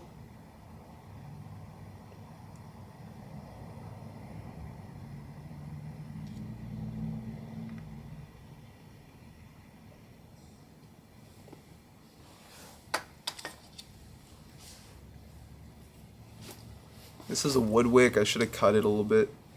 There's different, I love this candle. It has different, like, different smells. All smell really nice. It has different crystals in it. It is soy. But yeah, so as we hold the intention, may the intention burn bright.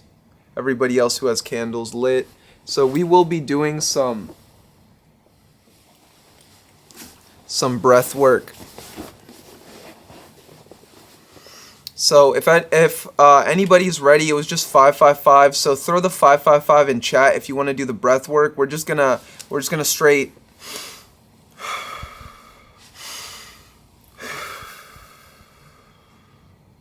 Just clear the energies. So I'll be starting it off in just a moment. What we're gonna do is a round of 30 breaths.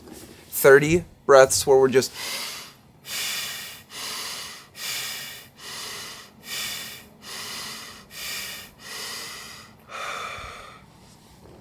first, we're going to do, okay, so actually, I from what I said, I learned what we're going to do. We're going to first start it off with some dragon breaths to build our energy, where we're just going to, like I was doing a second ago, in and out through the nose.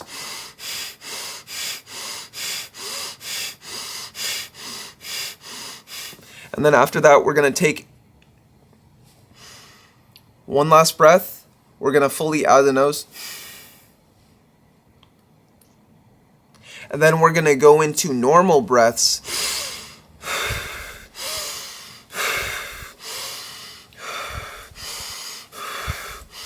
We're going to do 30 of those. The last breath, we're going to breathe all the way out. We're going to hold it for 60 seconds. Then after the 60 seconds, we're going to breathe out one last time. And then we're going to breathe fully in. Hold that for 15 seconds. And then release. And we're going to do this about 3 times total, and just, see what comes up. As you do this meditation, for those that wish to tap in, again, tap in with the 555, just so I know that, people are paying attention, that they want to do this. Candles lit. There was, I guess, another piece of wood in this, so that's also like, oh no, oh, 1 second.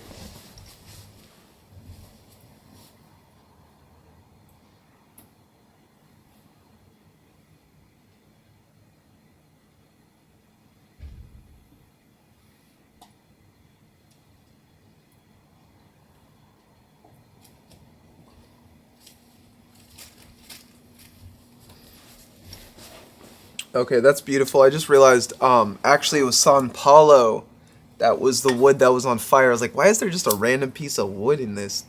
Oh my, that makes no sense. Okay.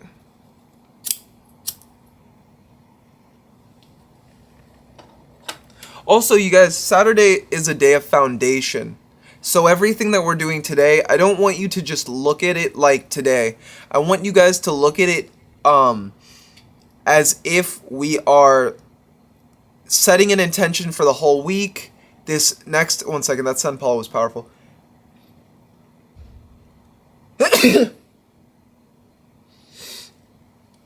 Okay, to look at it, wow. To look, sneeze the demons out. Okay, to look at it as the next week. We are preparing a manifestation for not only today, but this next week. What do you wish to accomplish? What do you wish to achieve? What do you wish to overcome? Right? Allow these things to flow. Allow these things to come to you. So we will be doing the breath work in just a moment. We have the candle lit.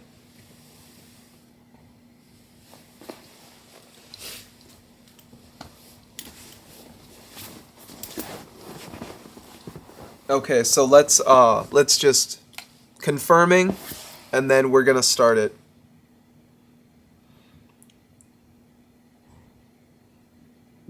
Oh, that's perfect, orbiting red moon. Yeah, carving sigils while doing breath work.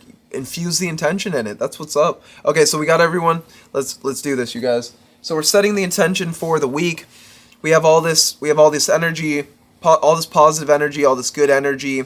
We are all coming together as a group. I'm actually going to a bonfire after this, doing the same thing. So I wanted to provide that for you guys before I left.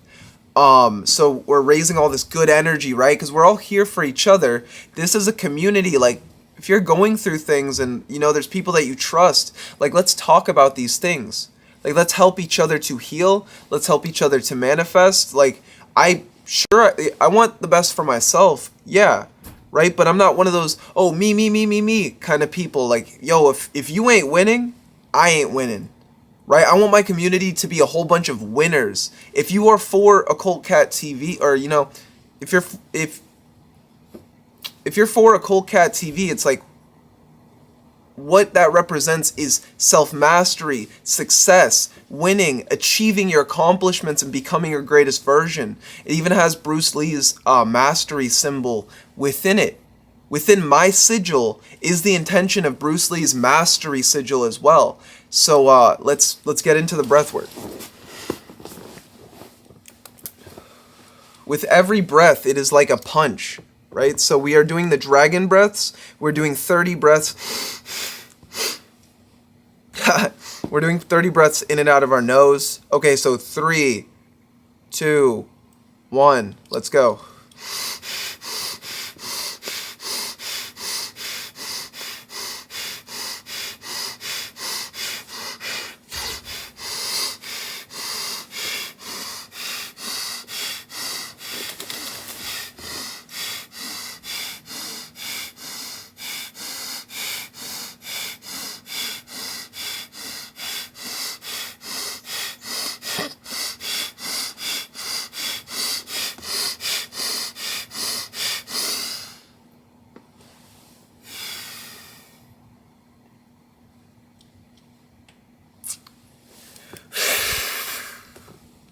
Clear your energy. For now, we are going to get into the second aspect, where we are now breathing as deep as we can in, releasing it out. We are doing it 30 times while conjuring and imagining energy flowing through our meridians, our energetic system, our nervous system. Let's go. We're doing it 30 times. Okay, 3, 2, 1.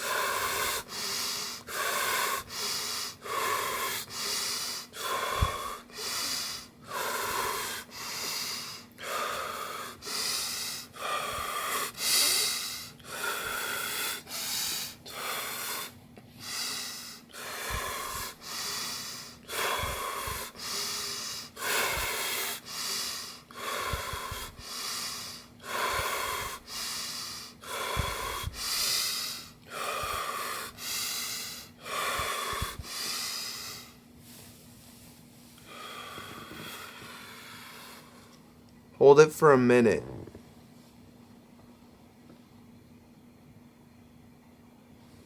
Allow it to flow through your meridians. Allow it flow through your nadis. Allow it to flow through your psychic and energetic system. See yourself being cleansed not only from the light matter illusion in which you see, but feel this to the depth of the dark matter energy. Feel this to the depth of your soul. Allow what is needed to come up and to come to the surface in order to be released. In order to be released. Look at this and what it is. What is this showing you? It's okay. Whatever you might be going through, whatever this is showing you, it's okay. Yes, I'm still holding my breath. Choose to, if something painful is coming up, choose to flow through it and choose to heal through it. If you see what you are manifesting, fully go with this vision and allow it to come to fruition.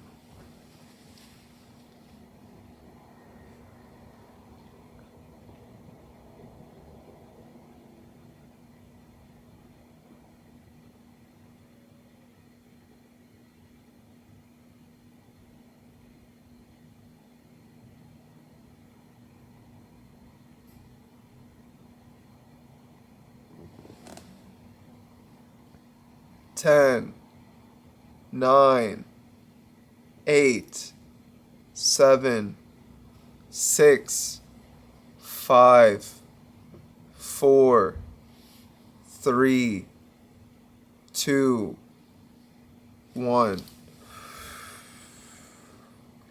Release all that stagnant energy that was building up. Feel that release. Where is it? For me, it's right in my face. I feel so much releasing from my face. Where is it for you guys? Feel it releasing.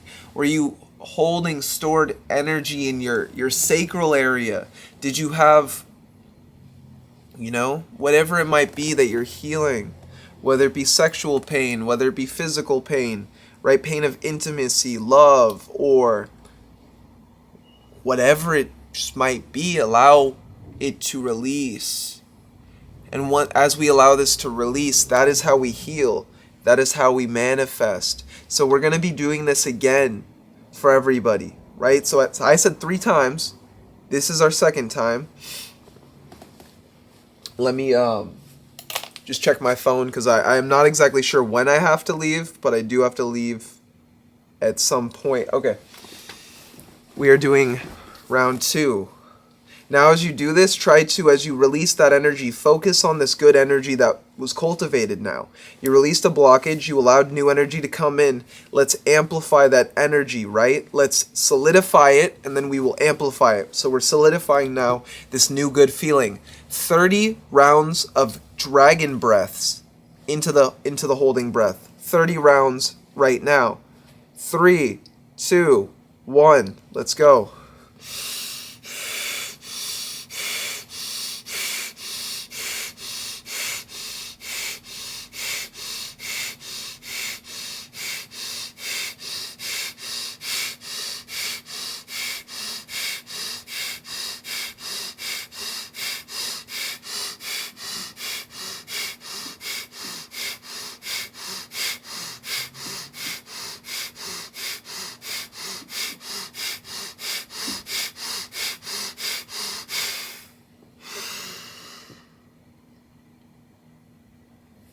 Now release and hold it for 30.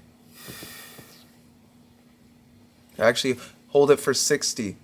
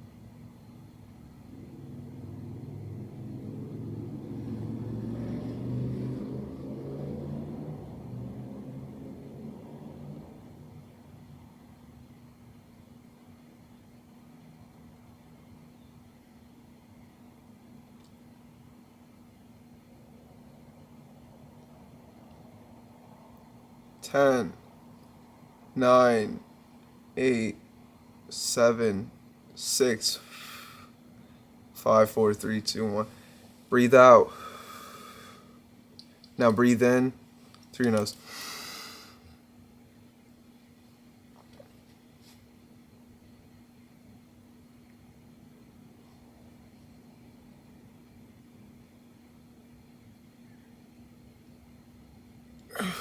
Wow. Okay, so now breathe out. Now that we've done that, we're solidifying it. It's watch when you feel the third one. So now what we're doing is we're going to breathe in and out. Let's do this 60 times, and then we're going to experience us then breathing all the way out and holding it for a minute. So let's go. 3, and this is in, out through the mouth. 3, 2, 1.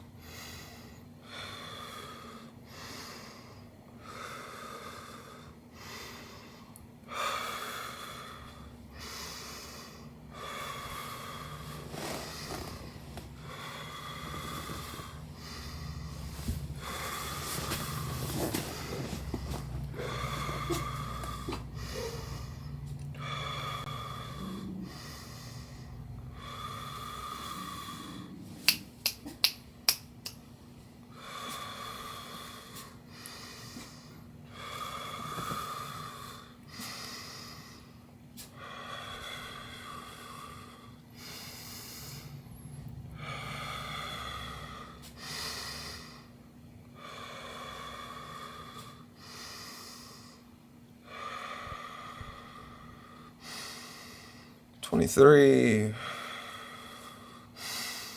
24, 25. Feel yourself pulling in the energy from all of the cosmos and the universe. 26.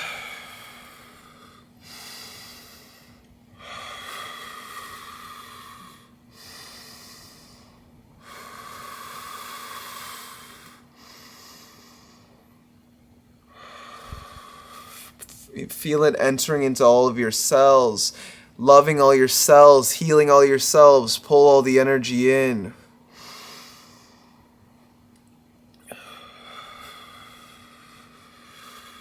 Choose to love yourself from within.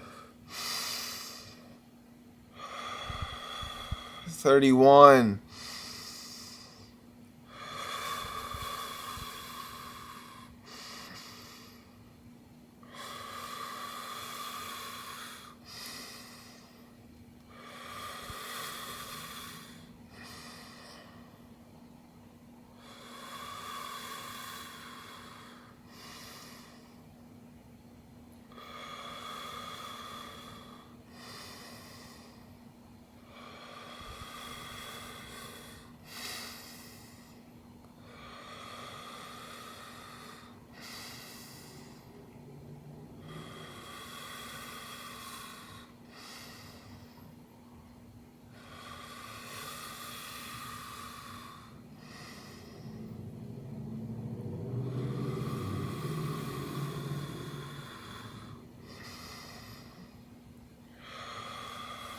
40.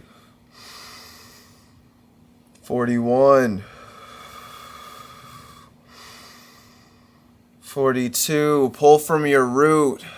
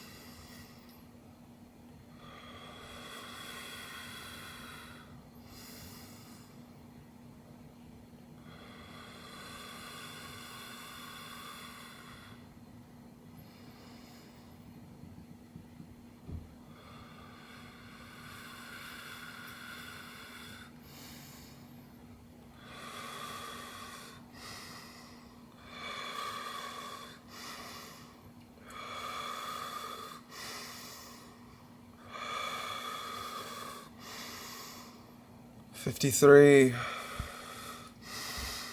54, 55,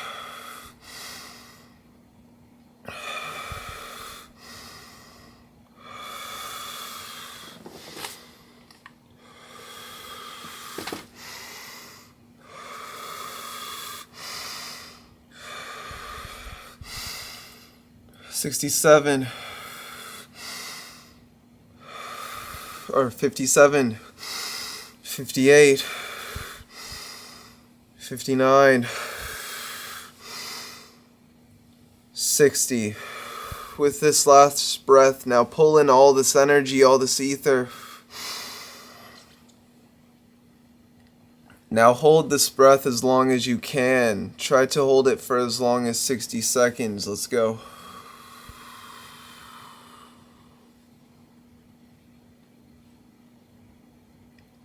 Feel yourself pulling in all of this energy.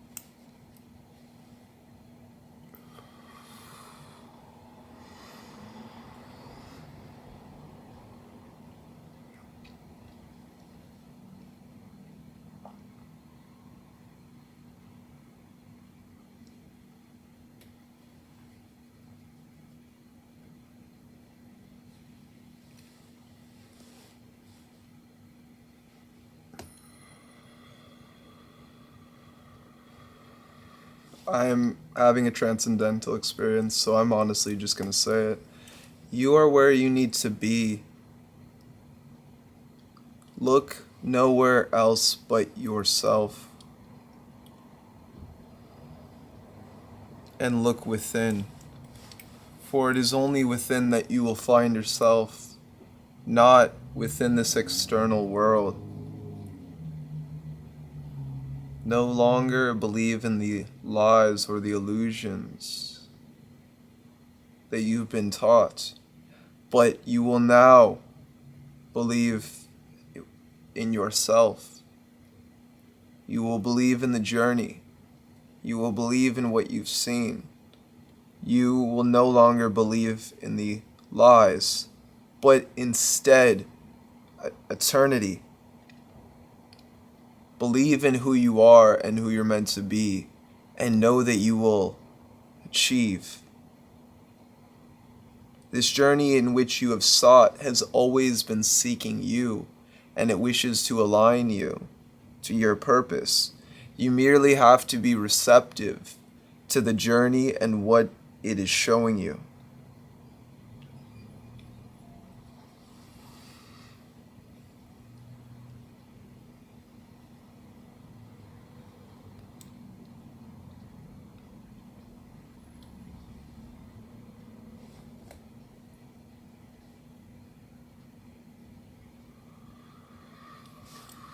And then I feel this energy just releasing in my crown.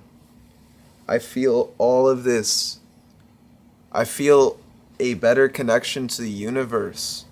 I feel that as if a shackle that was chaining me was just broken. So if anybody else is experiencing similar things, allow these energies to dissolve the shackles. May all the shackles break. Be purified in the divine fire and allow everything to fall away. What is no longer serving you is no longer meant.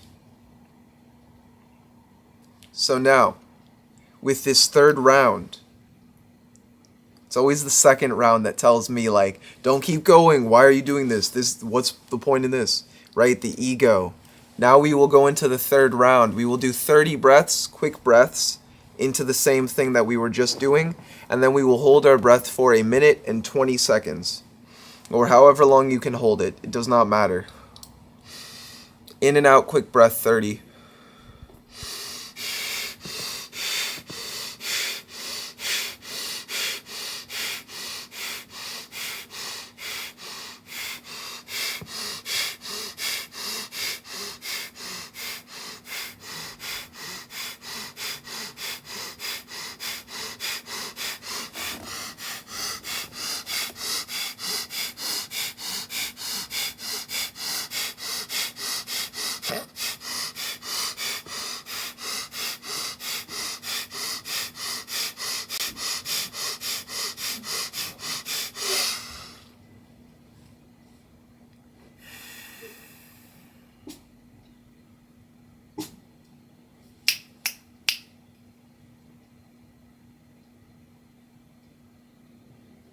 Now focus the energies here and in any blockages around your bodies.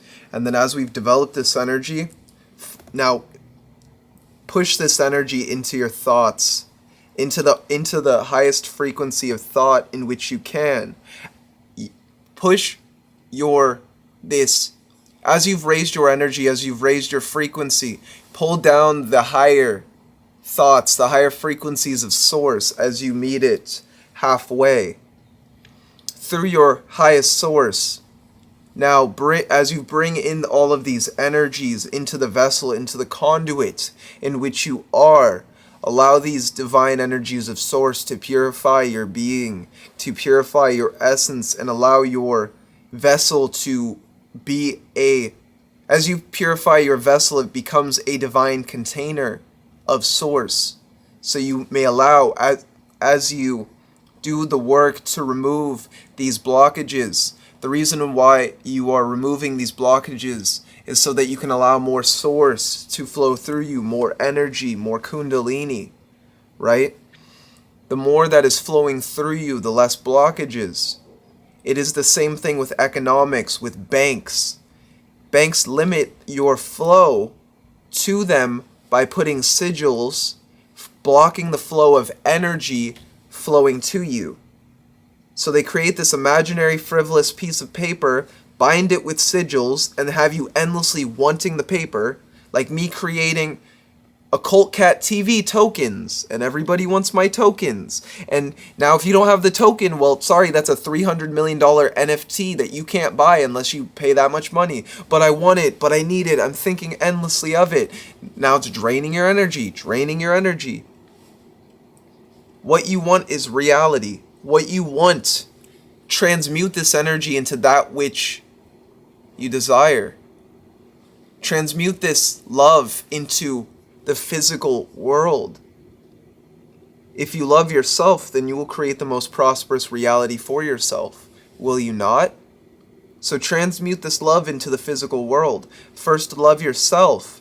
Love what you are creating, love who you are, and then expand that love into the world around you, into the frequency around you, into everyone and everything around you. If you feel that the world is out to get you, then it most surely is out to get you. This is paranoia, my friend. This is paranoia. If you think the world is out to help you in all ways, then yes, the world is there to help you. in all ways as well, friends. That's pronoia.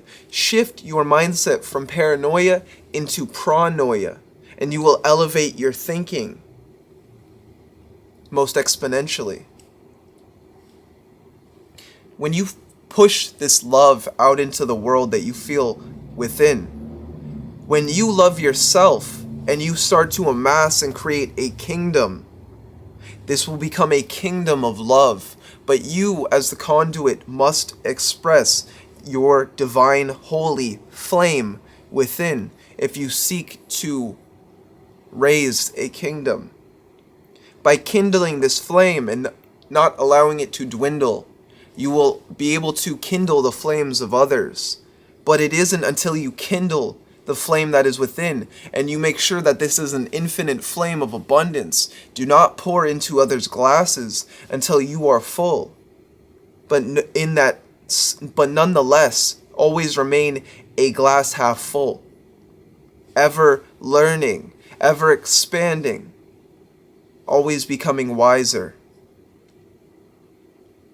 And once you feel this love within yourself and you expand it into your kingdom, you now create a world that is loving for yourself, all from feeling love within. Do not allow this world to falter you. Do not allow this world to change you. Do not allow this world to corrupt you or your soul. But instead, take it back from this world. Take your soul back from this world in all ways, by not even playing or condoning to its game, but knowing that you are of this world, but you are not from it, my friends. You are not from it. And once you can understand that, you can take the love that is not from here, the love that does not exist in this world, and you can bring it within yourself, and you can be a divine conduit,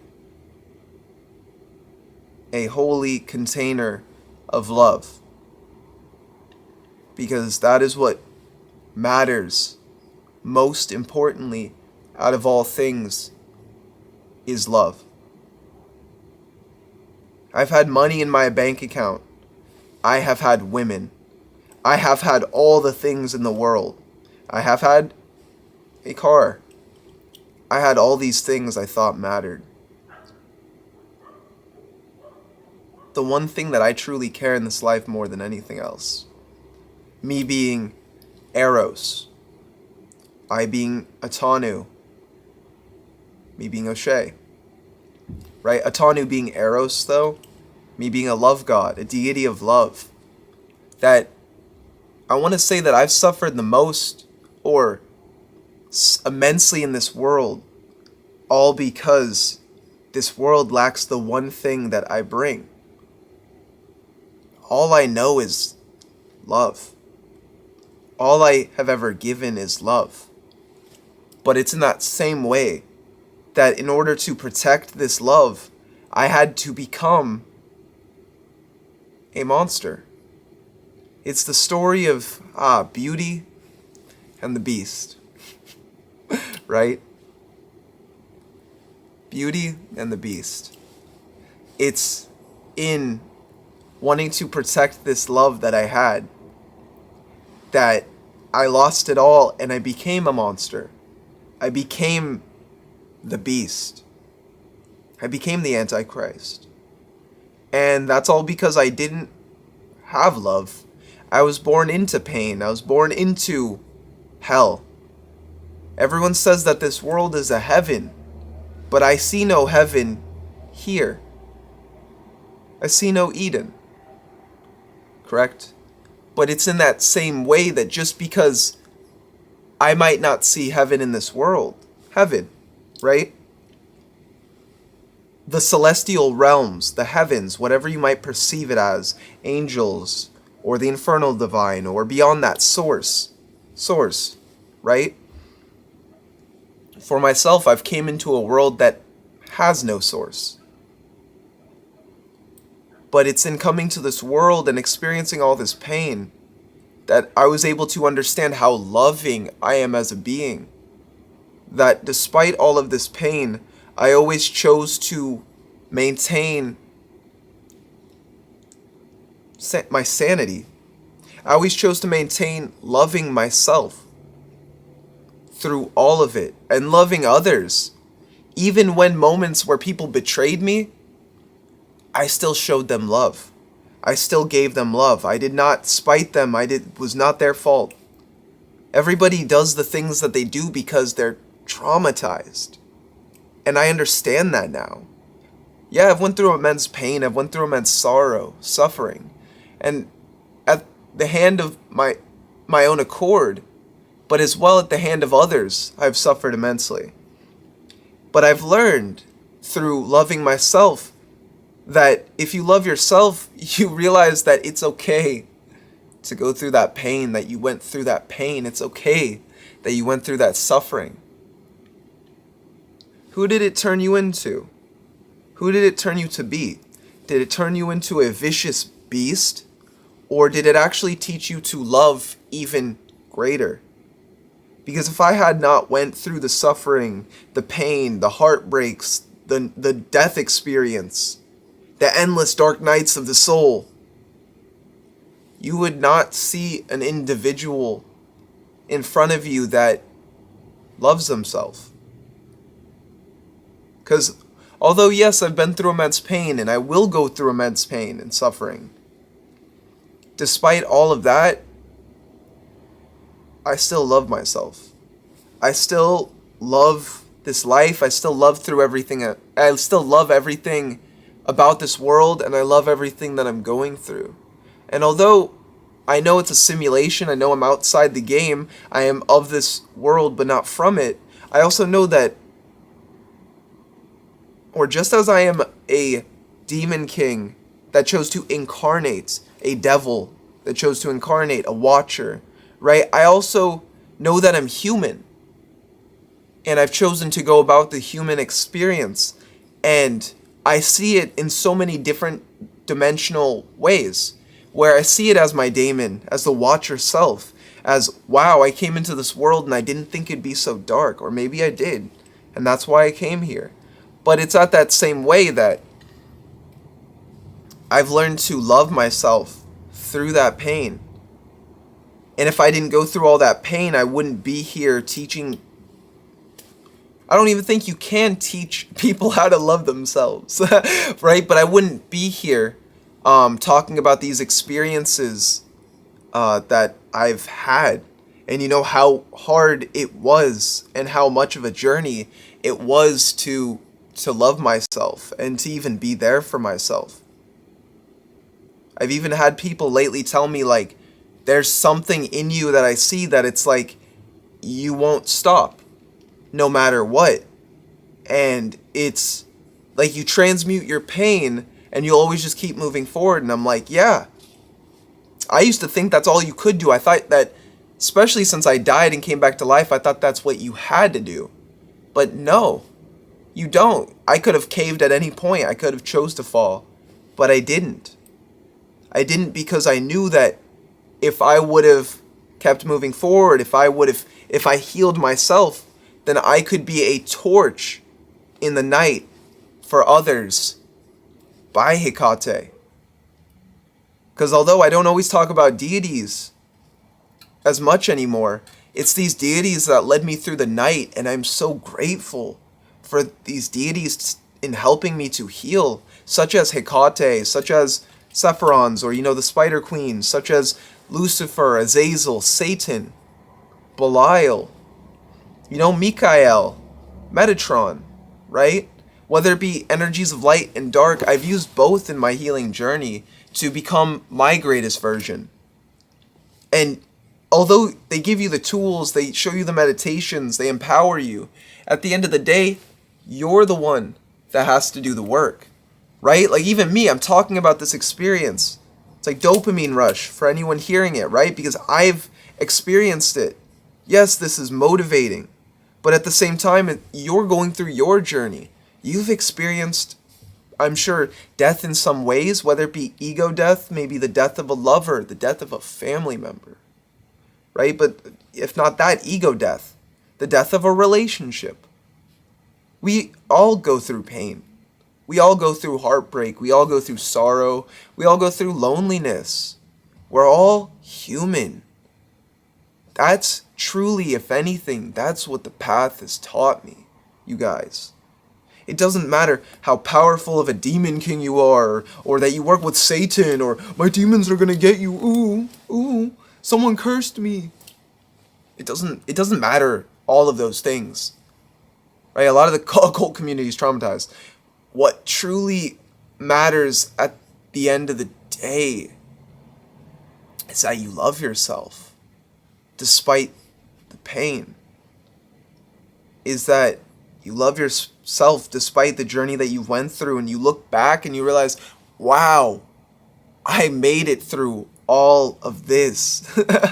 Right? And if I can make it through all of that, if I can make it through all of that, my past journey, moving forward, what can I achieve moving forward if it didn't destroy me? Right? Like anybody that's been through this marathon of torture or pain, life is suffering, yes. But it's what you do with that suffering that makes you who you are. It's what you do with that suffering and how you transmute that pain that makes you the individual that's standing here today. That makes you the individual that, kept choosing to keep moving forward, that kept choosing to persist. I congratulate you, my friend. I congratulate you, my guys. Like, truly, anybody that's here today, a lot of the things that I said, a part of me didn't want, like, I wanted to hold back, but I will never not say my truth. I will never not say what is on my soul and what needs to be said. So with this, you guys, let's get into the last part of the breath work. And with that, let's do 30 more dragon breaths. And then we are actually going to get into, and then we're going to get into the 60, or actually let's do 60 dragon breaths, 30 normal breaths. And then we're gonna last breath out, and then we're gonna hold it for a minute, and then we're gonna keep on, or a minute and a half. We're gonna hold it for 90 seconds, and then we're just gonna see what the time is. Maybe I can answer some questions after this or something if I have time. And yeah, so let's do the last one, you guys. 60 dragon breaths. So in and out. 3, 2, 1, go.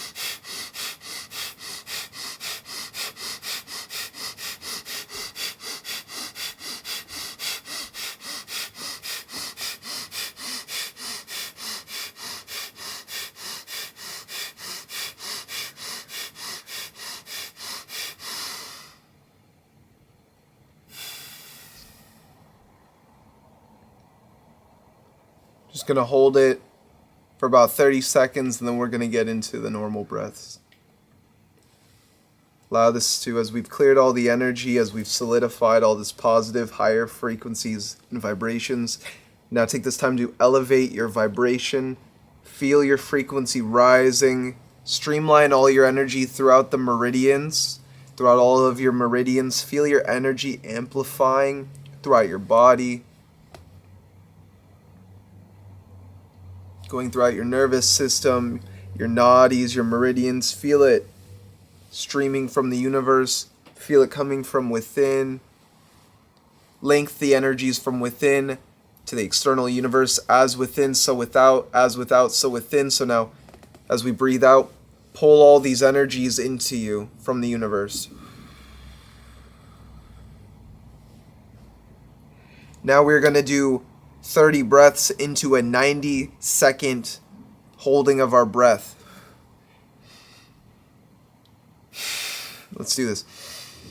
30 normal breaths. Fast.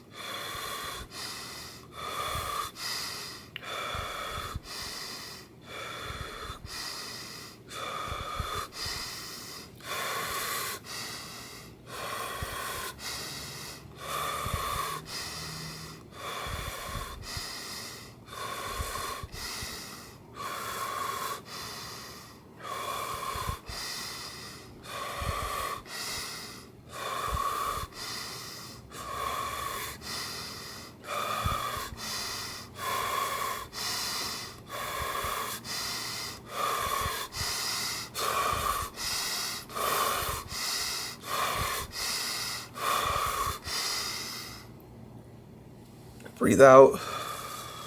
Then we're going to bring in and pull all the universe with this last breath. We're going to solidify and push any energies no longer serving us. Now hold your breath for 90 seconds if you are able to. You should feel a slight buzz.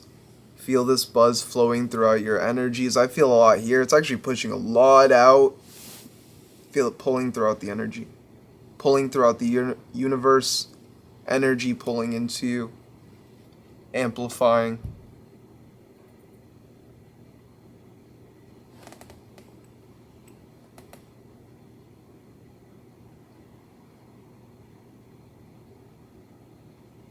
All this energy is now pooling in my body.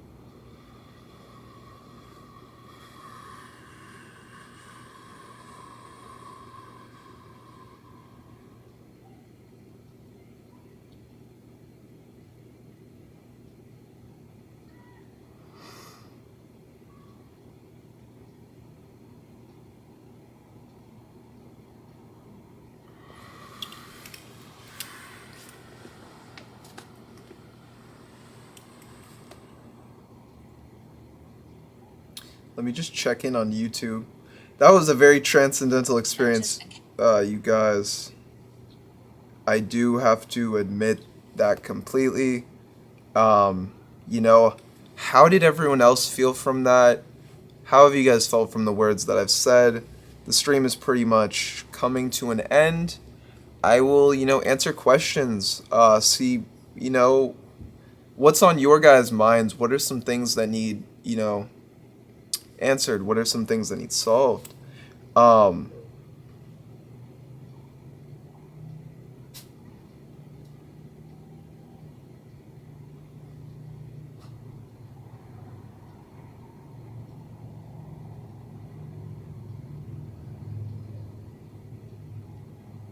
thank you for that, Zero Bite. Oh, thank you so much for that. That was beautiful. Did I just walk into a poetry slam? Seriously, though, you should write a book. The way you speak is very poetic. It paints an image with words. Thank you so much on that. Thank you on that, Zero Bite. Yeah, I actually, I've been doing poetry probably for about 10 years. Probably about like 10, 11 years. Just, I've been doing music, like singing and rapping as well for about 10 years. So thank you for your words. Raquel says fantastic. Yes, thank you. Oh, most definitely, Raquel. Oh yeah, I'm glad to see, there's people here. There's people partaking in this, because there's a lot of transcendental energies, not just for myself, but as well for the collective in a lot of what we just did. For the first time in a few days, I felt a sense of completion. When we were doing that breath work, the energies were also, I felt the energies like angels. You could say angels, demons, whatever energies. I felt them doing astral healing, astral Reiki all over me. And it was so divinely blissful and peaceful to feel that. And as I say that, sirens are going off. And I noticed that in this one moment where I was talking about immense love, I'm not even fucking with you guys. Like, there was a car crash just down the street. I literally heard it the moment that I was talking about love to you guys. I literally heard like a crash, and then I was like, oh wow, like the moment that we talk about immense bliss, immense joy, immense love in this matrix, the matrix tries to combat that with chaos, right? So you could go through the most loving experience and then have this immense chaos dumped on you or around you out of nowhere. I remember I received good news one day, and that same day I was meditating in this forest or in this bush or in this kind of like this bush. It was a tree. It was just like kind of a cool place to meditate in nature. And then I walk out, or I hear, as I'm like meditating and really good things are happening in my own inner space, someone got hit and they broke their wrist. I walk by the scene of the crash. Dude's like, my wrist is broken, my wrist. He's like, literally, and I'm like, no. I was trying not to grab his hand, but I literally kind of like, I'm like, bro, no, you need to like keep your wrist straight, bro. Like please don't move it anymore. And, but yeah, like I noticed that chaos that came into the matrix as we were talking about love. So in those moments, even myself being a psychic vampire, I took those energies as we were focusing on this divine, this bliss, and I pulled from it, took it into my sphere, and allowed myself to feel fear, subconscious word just came up, to feel, I probably fear instances of car crashes, because I've been in a few that almost killed me, but to take in that chaos energy, bring it into the love. What's a higher vibration? Chaos or love? Love. And then the love transmutes it, and from that experience, we're now echoing that frequency into the reality around us, bringing love into this world, transmuting the chaos. So being a magician of source, of love, I chose to take that moment that I could have just been like, oh, another person hurt, send them love. And I can actually even hear the people like getting out of their car actually. In these moments of chaos, always transmute it into love, you guys. In these moments of chaos, always transmute it into love. That's why we're here as magicians. That's why we're here as sorcerers, as alchemists, right? That's why we go from the drone to the artist to the alchemist to the magician to then become, my friend Eli said this, and I love that he said this, to then be the god. To be the god. After you are the magician and you master magic per se, this is when you start to enter the state of deification, where you're no longer having to perform magic, but you're now actually becoming magic within yourself. So in this deified state, you are all the things. You are a drone because, I mean, you're a drone to yourself. You are an artist because you create art, most likely, whether it be within your mind or physical art, right? Deities always create the most beautiful art. Let's look at Jimi Hendrix. Sorry, I dropped my phone. Let's look at Tupac. Let's look at, I'm trying to think of gods, you guys. I'm trying to think, like, Marilyn Monroe. We have, like, modern day deities, like, I don't really see that many that I vibe with, but, you know, wherever you go, there's deities all around. Throw out some people that you guys, based off their work, what they've done and accomplished, have reached that deified state, or who you feel, right? So, and then we become the alchemist in order to transmute this physical world, because the artist sees what's around them and they create from what's around them, and then from their mind, where then the alchemist transmutes what's in their life, brings it into this reality through the physical, and then we have the magician that just thinks things into existence. And then I'd say the deity just materializes through just being. Wow, that was really powerful. A deity, through just the act of being, through just living, materializes realities into existence. That's what it is to be in a deified state.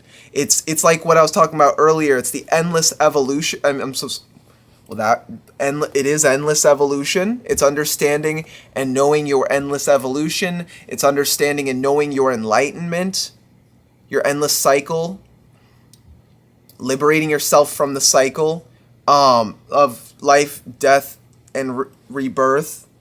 But it's okay. Wow, that took 1 second. And through that deified awareness, this is why people, worship gods. This is why people pray to gods. Gods get things done not only through their thoughts, but not only through their actions, their thoughts, but truly through their energy, their energetic influence. This is what, to go back to what I was talking about. So this is what I was meaning to convey. Earlier, I told you guys life is a ritual. Yes, life is a ritual. Life is meditation. Life is a ritual. Life is meditation. When you understand this, when you not only understand this, but you can feel it and you can merge it and incorporate it within yourself, knowing that, I am meditation. I am magic or ritual. I am the all. I am everything in existence. Once you don't just say this over and over again, I am everything. I am everything. I am God. God is me. God is I am God. But once you feel this within your knowing, once you feel this within your core, this is when you've reached the deified state. This is when you've reached what it is to be a deity.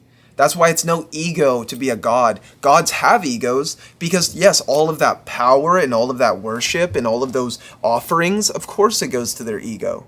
Of course it goes to their ego. That's what you're raising up when you give a god an offering. You're offering something to their ego, because if they were egoless, they wouldn't ask anything of you. That's why some gods ask for things in exchange, because, they want something, you want something. That's just how it works. Right? But for those that are on the path of deification, those that are on the path of apotheosis, it's truly understanding reality.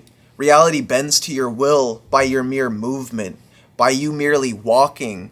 Magic is being created with every footstep. This is why we first have to understand the different stages. When I was a drone, I didn't know what the fuck magic was. When I was an artist, I didn't know what alchemy was. When I was an alchemist, I didn't know what a true magician was. When I was a magician, it took me forever to realize that I was a god. That a magician is, why are they called magicians of the gods? because the magician is the avatar of the gods. The magician is the avatar, is the mediary, is the intermediary between the gods and the humans.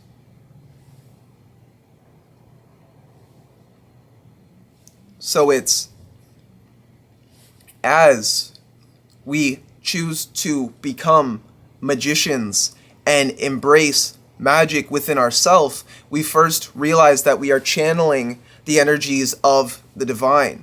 For myself, I have no egotism in it, but I've been called many times a pharaoh and as well a reincarnated pharaoh. I'm not going to say what pharaoh I am.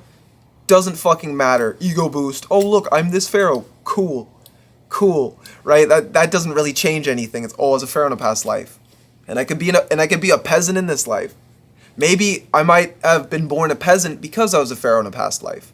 But then everyone's like, oh, like, I must have been a pharaoh in a past life. It's like, right? But if you were a pharaoh in a past life, because I do know people that were, I know people that talk about it openly. I don't always talk about it.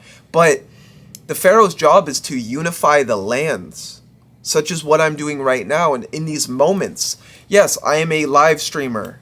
Cool. I am an occult streamer. Cool. I am a conscious coach, an occult consultant, a spellcaster. I do rituals for people, a ceremonial magician. I do social media. I'm an occult YouTuber. All these things. Cool. At my core, all of this is a part of my job. All of this is feeding into my true will, is feeding into my destiny. As a pharaoh, my destiny is to unite the lands, is to bring harmony between the heavens and the earth. Something that was stripped away from us was magic over time. They stripped away magic through our mindset, through altering our mindset, getting us to believe in money instead of love, getting us to believe in hate, drugs, violence instead of love, instead of healing, instead of love, instead of things that push us forward, right? And I mean, it's not new when you look at the system that controls you. It's even back to the times of Egypt. The same pharaohs that reign now are the same pharaohs that still reign, right? The only difference is, like, there's people that are 300 years old. Guys, there's people that are 500 years old. Stop playing if you don't think that. Stop playing if you don't think that there's people that have, in a sense, became immortal in some way and then accumulated mass amounts of wealth to then use that knowledge to then manipulate or play others or create this game that we are now playing, correct? So it's in that same way. Like, there's people that, I don't know, maybe they sold their soul, or maybe they did something to give them some form of vampiric immortality, right? Which, that's real. I've had in a positive way where I didn't have to do where I didn't have to do detrimental things to others or myself. I've been offered a similar thing by certain deities of this immortality, so to speak, and I've even been shown to myself that in past lives, or even in cellular lives, like cellular memory, my daemon was so fucking hungry for immortality that over and over again, that's all I sought after was immortality. And I remember this. I actually can remember a very similar, because when you start to deal with your daemon, we're not just talking about, O'Shea, right? We're talking about your past lives. We're talking about cellular memory. We're talking about the lives in between this one, before you incarnated, and even lives after incarnating, right? So these are even things that I was shown when I had everything, in a sense, stripped away by the Qliphoth, right? So as the Qliphoth stripped away all of these things that no longer served me, it started to show me my endless truths. It started to show me my endless truths, you guys. And the thing is, you have to, as I'm experiencing all these endless truths and understanding myself as an immortal being, not immortal physically, but quantumly, right? As a quantumly immortal being, right? That even when I die, that this existence, as long as I maintain my consciousness, truly, do you ever die? if you can maintain your consciousness in between death, if you can die before you choose to die, if you can die right now and go through the underworld, through your human psyche, and choose to go about all of those trials yourself, then will you even die at your death scene? Can you die? No. Death doesn't exist. It's an illusion. But the physical body, that which you rented with energy, with time and energy, you could say, this physical body one day will corrode. Yes. And as I say that, sirens were going off. This physical body one day will fade, it will deteriorate. As Nietzsche said, or, as one day you will die. One day we all die.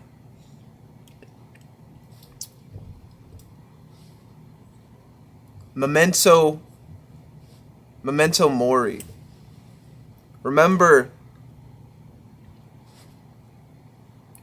memento mori, and as well amor fatio. Remember one day that you will die. And it's in that death, it's in that perception of death that you will one day transition. Let that fill you with even more life and vigor than anything else. Because it's the moment that we realize that, yes, we can die at any moment. We could die. We could leave tomorrow. Maybe that's why I'm leaving this magnum opus. I could die at any time. Why do I do these live streams? Not that I'm going to die. Not that I'm going to die. But why do I do these live streams? I do these live streams because I know that. Because I hold that within my heart. So that if I was going to die, that I want everybody to be enlightened. I want everybody to know this science. I want everybody to understand themselves. I want everyone to love themselves. And maybe this is some trauma I have within myself, that I was never loved, that I was never given attention. Things of this nature. Which I should probably explore that even more. And I will. Right? But in that same way, I've already died. And I remember when I was outside my body, looking into my body, and I was like, oh wow, like you can't come back, you can't come back, friend. You can't come back. I almost couldn't have came back. It's because my consciousness was at the elevated extent that it was, that I was allowed to go right back into my body. Something also could have stolen my body. These are the realities of death and the serious nature of having a near death. You don't always fucking smack your jaw into the ground, die, and then come back intelligent, come back the best piano player. Right? Sometimes you actually die and you feel dead and you feel stupid and you feel like nothing's working and you feel like you'll never come back. And truly, that's how I felt. I felt like Doctor Strange when he like fucking smashed his hands in the movie. Right? In the movie, he gets into a car crash. In some part, he was a doctor with the hugest ego of telling people, you won't heal. Your nervous system, your spine's too fucked up. You won't heal. Gets in a car crash, smashes his hands. Sorry, cursing. And then literally has to then go about this whole psychic / spiritual / interdimensional journey of discovering himself, of discovering how his hands can work again. And I actually went through that same process, my friends. I went through that same journey. I had to, when I got back into my body, it wasn't, oh, next day, all these things happening and life's great. No, I went through probably about 4 to 5 years of hell in understanding that I died. And that's why I'm an immensely loving person, is because I understand pain. I understand suffering. And that's why, in that same way, that as a being that's cultivated mass amounts of strength, mass amounts of knowledge, of wisdom, of power, I don't use it frivolously. I don't manipulate others. I don't do things that show lack of power. I think that it's powerless people that manipulate others. I think it's powerless people that lie. I think it's powerless people that steal, that manipulate, that cheat. They're powerless. They're pathetic. They're weak. Right? And it's in that same way that, yeah, I might have not stole, I might not have this or manipulated or this or that, but I was pathetic in that same sense that I couldn't I was lying to myself for a lot of my life. And do you guys know why I had that near death? I had that near death to wake me the fuck up. To wake me the fuck up. And and that's in a sense why I'm so serious about life and why I'm so serious about motivating others as well and uplifting people in this hour. It's not just me talking. It's not just, oh, O'Shea or Tanu or Demon King or occult demons. It's truly an hour of upliftment, of motivation, of empowerment, of healing. Every time I go live, it's not just me going live. It's a journey. It's a journey into myself. It's a journey into this universe and this realm as an intermediary between worlds. And it's a journey for you guys to understand my reality, what I live in, having being someone that, bridges the boundaries between life and death. So that's my story, you guys. That's why I do what I do. My name's O'Shea. That's why you can call me a Tanu. And this is OccultCatTv. I'm not getting off, or I'm not leaving in just this moment. But, I just wanted to throw out, you guys, I do consultation sessions. I do conscious coaching and occult consultation for anybody that wishes to heal, wishes to talk about these experiences, wishes to understand the Sephiroth, the Cliffoth, the tree of life and death, understanding the underworld, understanding manifestation, reality creation, anything that I talked about, you guys. Just letting you know, I do consultations as well as divination, spellwork, ritual. Everything's down below. I'm gonna look at who's here. I'm gonna look at what's up. Oh, also, I want to shout out See the Future. Shout out to you, fam. I saw you earlier. I forgot to say. So you say peace to Occult Cat and the tribe. I like that you call us the tribe. That's what's up. That was nice. In my face and chest. I emailed you, Occult Cat. I second that sentiment dearly. I think that was with what we were talking about earlier. I will check your email. That's what's up. Thank you. Thank you, See the Future. For always just tuning in, man. I know you a high level player, you know what I'm saying? And I respect your time. And then also just I've seen, I believe it was you on Water Alchemist stuff, or you came from Water Alchemist. I just want to say that's beautiful, man. And the fact that you came from that community and you choose to, also be a part of this community, like, thank you for being here. Also, that energy, someone that understands the path. I really appreciate another brother walking this path, also watching this content. So thank you, See the Future. And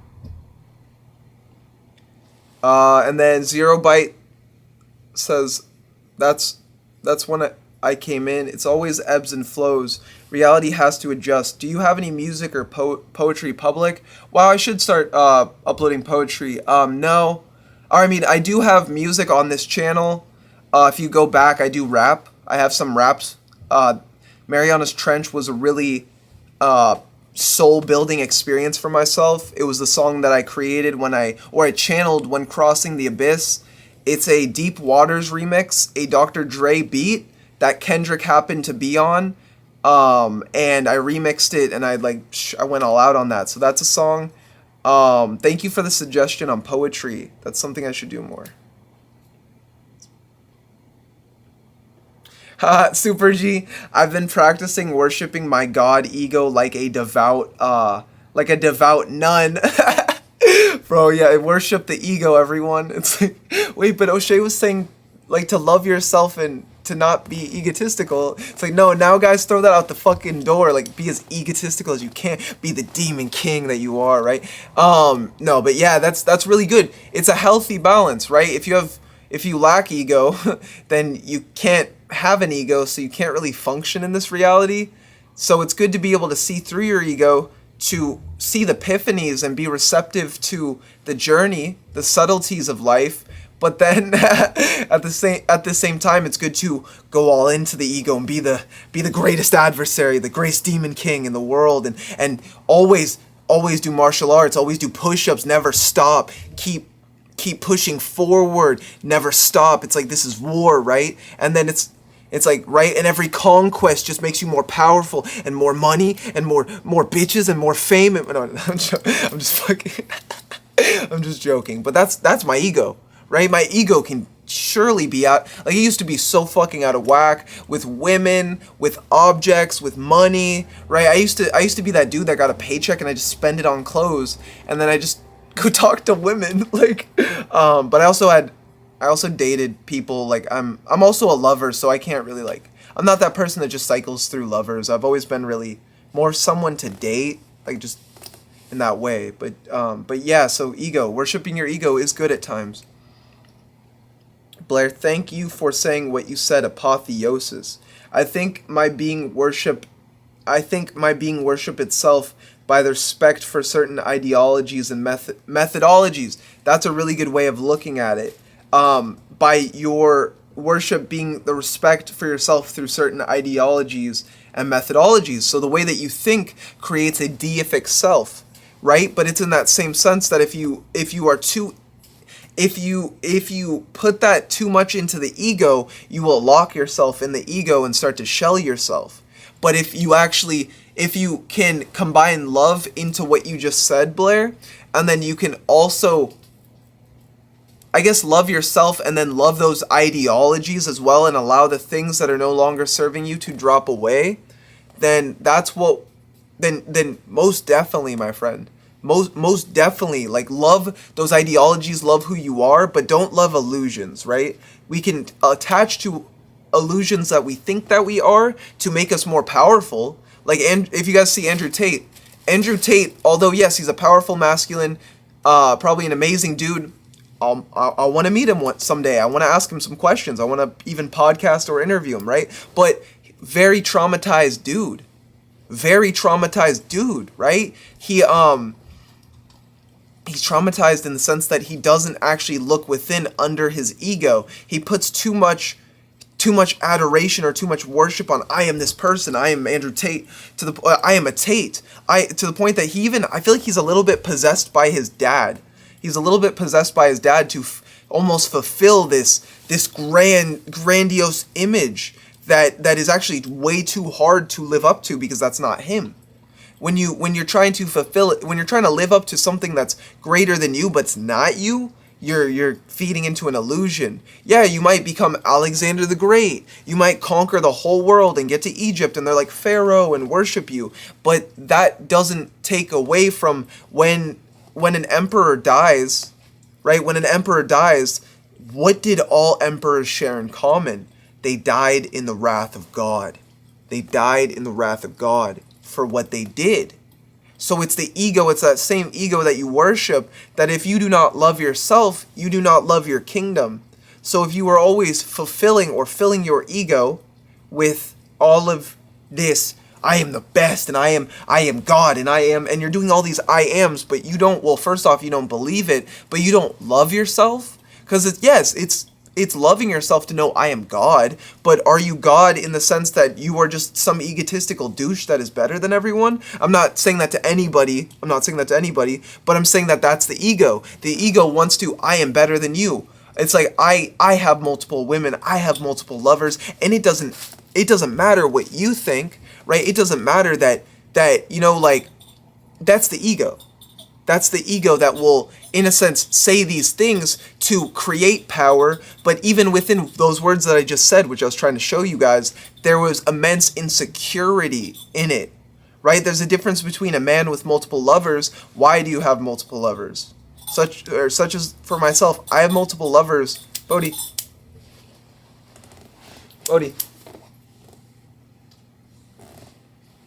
Sorry, my dog.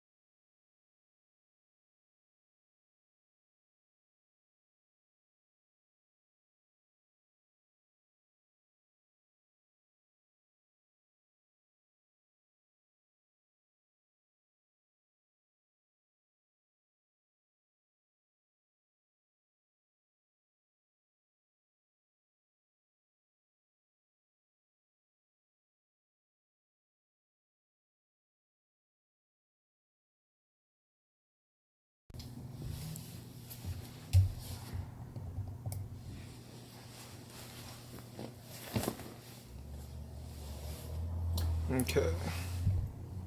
Okay, we back, you guys.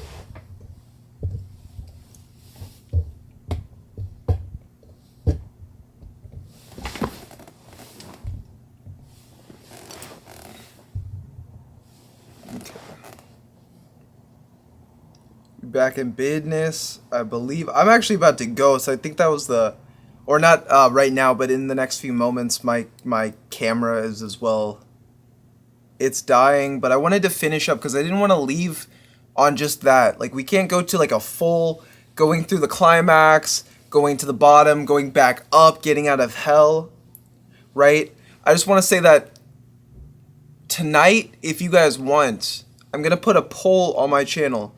If you want me to come back live and start to talk about my experiences at the finishing of the Cliff-Oth and my, the finish of my journey through hell and how I became the person that I did, I will come back online later tonight and talk about those things. But so we left off on, in a sense, talking about the ego and how at times the ego can take over and create these things like this egoic want, like this lust. In men, maybe it's women, right? Wanting multiple women. The distortion of that is that, people's feelings get hurt if you don't do it in a right way that's gentle, calm, and loving. Like if the people don't know the relationship and there's no like discernment or no love, then it's, you just egotistically wanting women like their cars. Is that okay? No. Women, yes, women might be beautiful art or beautiful creatures, right? Like women are very beautiful. Let's be real. Like some women are like goddesses, statues. So yes, it would make sense why, someone might want multiple lovers in that way. But if you're not balanced and healthy within your own ego and going about this pursuit, people get hurt, you get hurt. It's all just egoic want instead of, for myself, I found out that the positive distortion of wanting multiple lovers is actually, for me, I love so much that I found out, and it took me multiple sessions of healing, I found out that by having multiple lovers, and I've noticed this, they bring out different aspects of myself, because for myself, I'm someone that, someone kind of told me, it's like, I'm so traumatized. No, but I've been through so much that me having multiple women in my life, it would be very healing to my soul, because having that much energy flow through me, and then as well me being able to provide for women would be very beneficial and very positive, to the point that, I don't egotistically throw out the number now, or like this, but it's like, I had one of the spirits in which I love the most, Sephiron's, or the spider goddess, she told me at some point I'd have 6 lovers, right? And that's not, right now 6 girlfriends, this and that. And it's like, it's also more of a providing. It's providing for those women or those people, such as in my life, there's most likely women, and I've already noticed that have incarnated because they're meant to be a part of my path, just as I'm meant to be a part of their path. I've even met a few of these women through consultations, and where it's like, I honestly thought that this was just going to be a consultation session, a friend, but then I can see from their liking of me, and then also my liking of them, that there's a difference between being unprofessional and actually looking through the professionality and understanding that you might have a connection with someone. Yes, they might be a client, but also there could be love there. Why would you miss out on an opportunity for love? And I want to say in the same way, like for myself, when it comes to multiple lovers, why do I believe in that? Because I think that by attaching to one person, if you truly love another person at the same time, you can love multiple people. Love is not bound to your egoic, but he's mine, he's mine. That's ego, right? So it's like there's a lot of women that are like, this is my man, mine. And it's like, yes, at the same time, but if he's meant to have multiple lovers, or if he's of that status, then it's also okay. As long as, and then it's okay in a sense. Because because it's, in a sense, that feeling that that person has, that to go against that would bring disease upon them. So you can't always look at another person like, I don't want to displease them, because maybe you displeasing them is actually, if you don't displease them, you displease yourself. So as long as you're open and honest about what you do, it switches from egotism of want to understanding the aspect of love that could be forged and created with multiple lovers, if you do walk this path. And guys, that has been a heavy thing that I've had to understand, because I never, for myself, like, I've cheated in the past, not too much. I learned how painful it is actually from someone cheating on me, and then, or I did it, someone cheated on me, I learned wisdom, right? We're not all perfect. I'm the devil, after all, like, but no, but, so that taught me how to understand love and understand things of that nature. No one really belongs to anybody, and you can't let your ego get in the way. If you're dating this person and you see you love this person, don't cheat, like, don't cheat on them.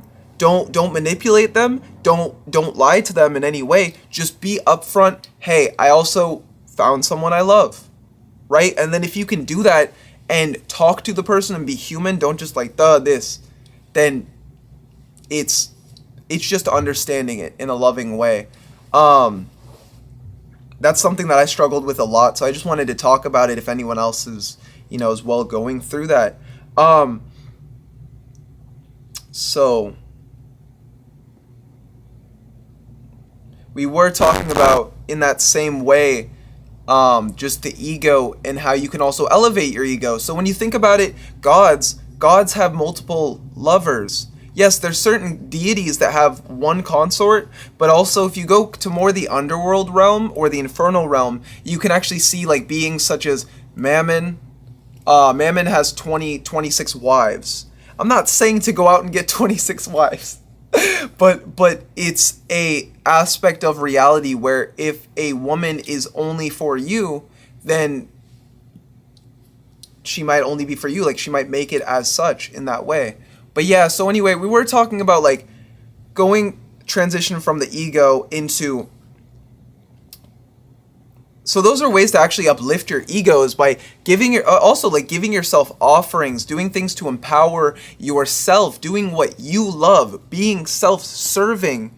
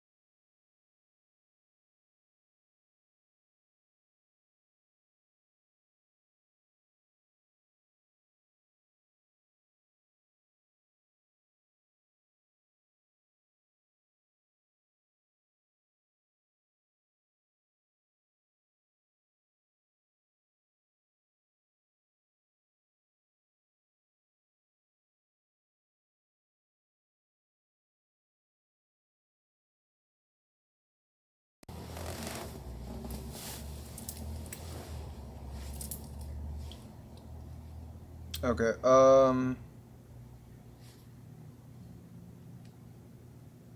Let's see if this comes back on for a moment.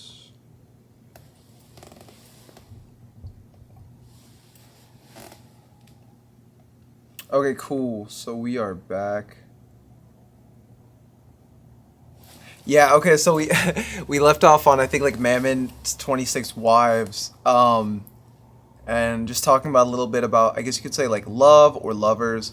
And yeah, so as a spiritual being, right, Mammon has 26 wives because in different lifetimes he was so much of a lover to a woman, such as like Belial, right? Belial was so much of a lover to a certain woman that when in that lifetime, if it be but they're them betrothed to a, like say they didn't choose to marry a masculine, they literally said, or the only masculine that they married had to embody, say Mammon or say Belial, right? So when you go about having a lover in the spiritual realm, and you choose to betroth yourself to that spirit, to that being, they're now the one that then starts to orchestrate your life. So there's a lot of lifetimes where a woman might have heavily favored the energies of Mammon, to the point that she, which makes so much sense because he's a wealth god, so she would use her sexual energy and transmute her sexual energy, most of it into, you could say, physical objects or goods, right? And she'd heavily express and embrace the Mammon energy to then at the end of her life be elevated as an ascended master, you could say, under Mammon, right? So that's for women that choose to betroth themselves. So enough, or a certain amount of women did it to the point where now astrally they are his wife, and you could say a part of his kingdom. But just like there's many different demonic princes, devils, kings, you can almost be a part of anyone's kingdom, you could say. So they just, in a sense, chose to go into his kingdom.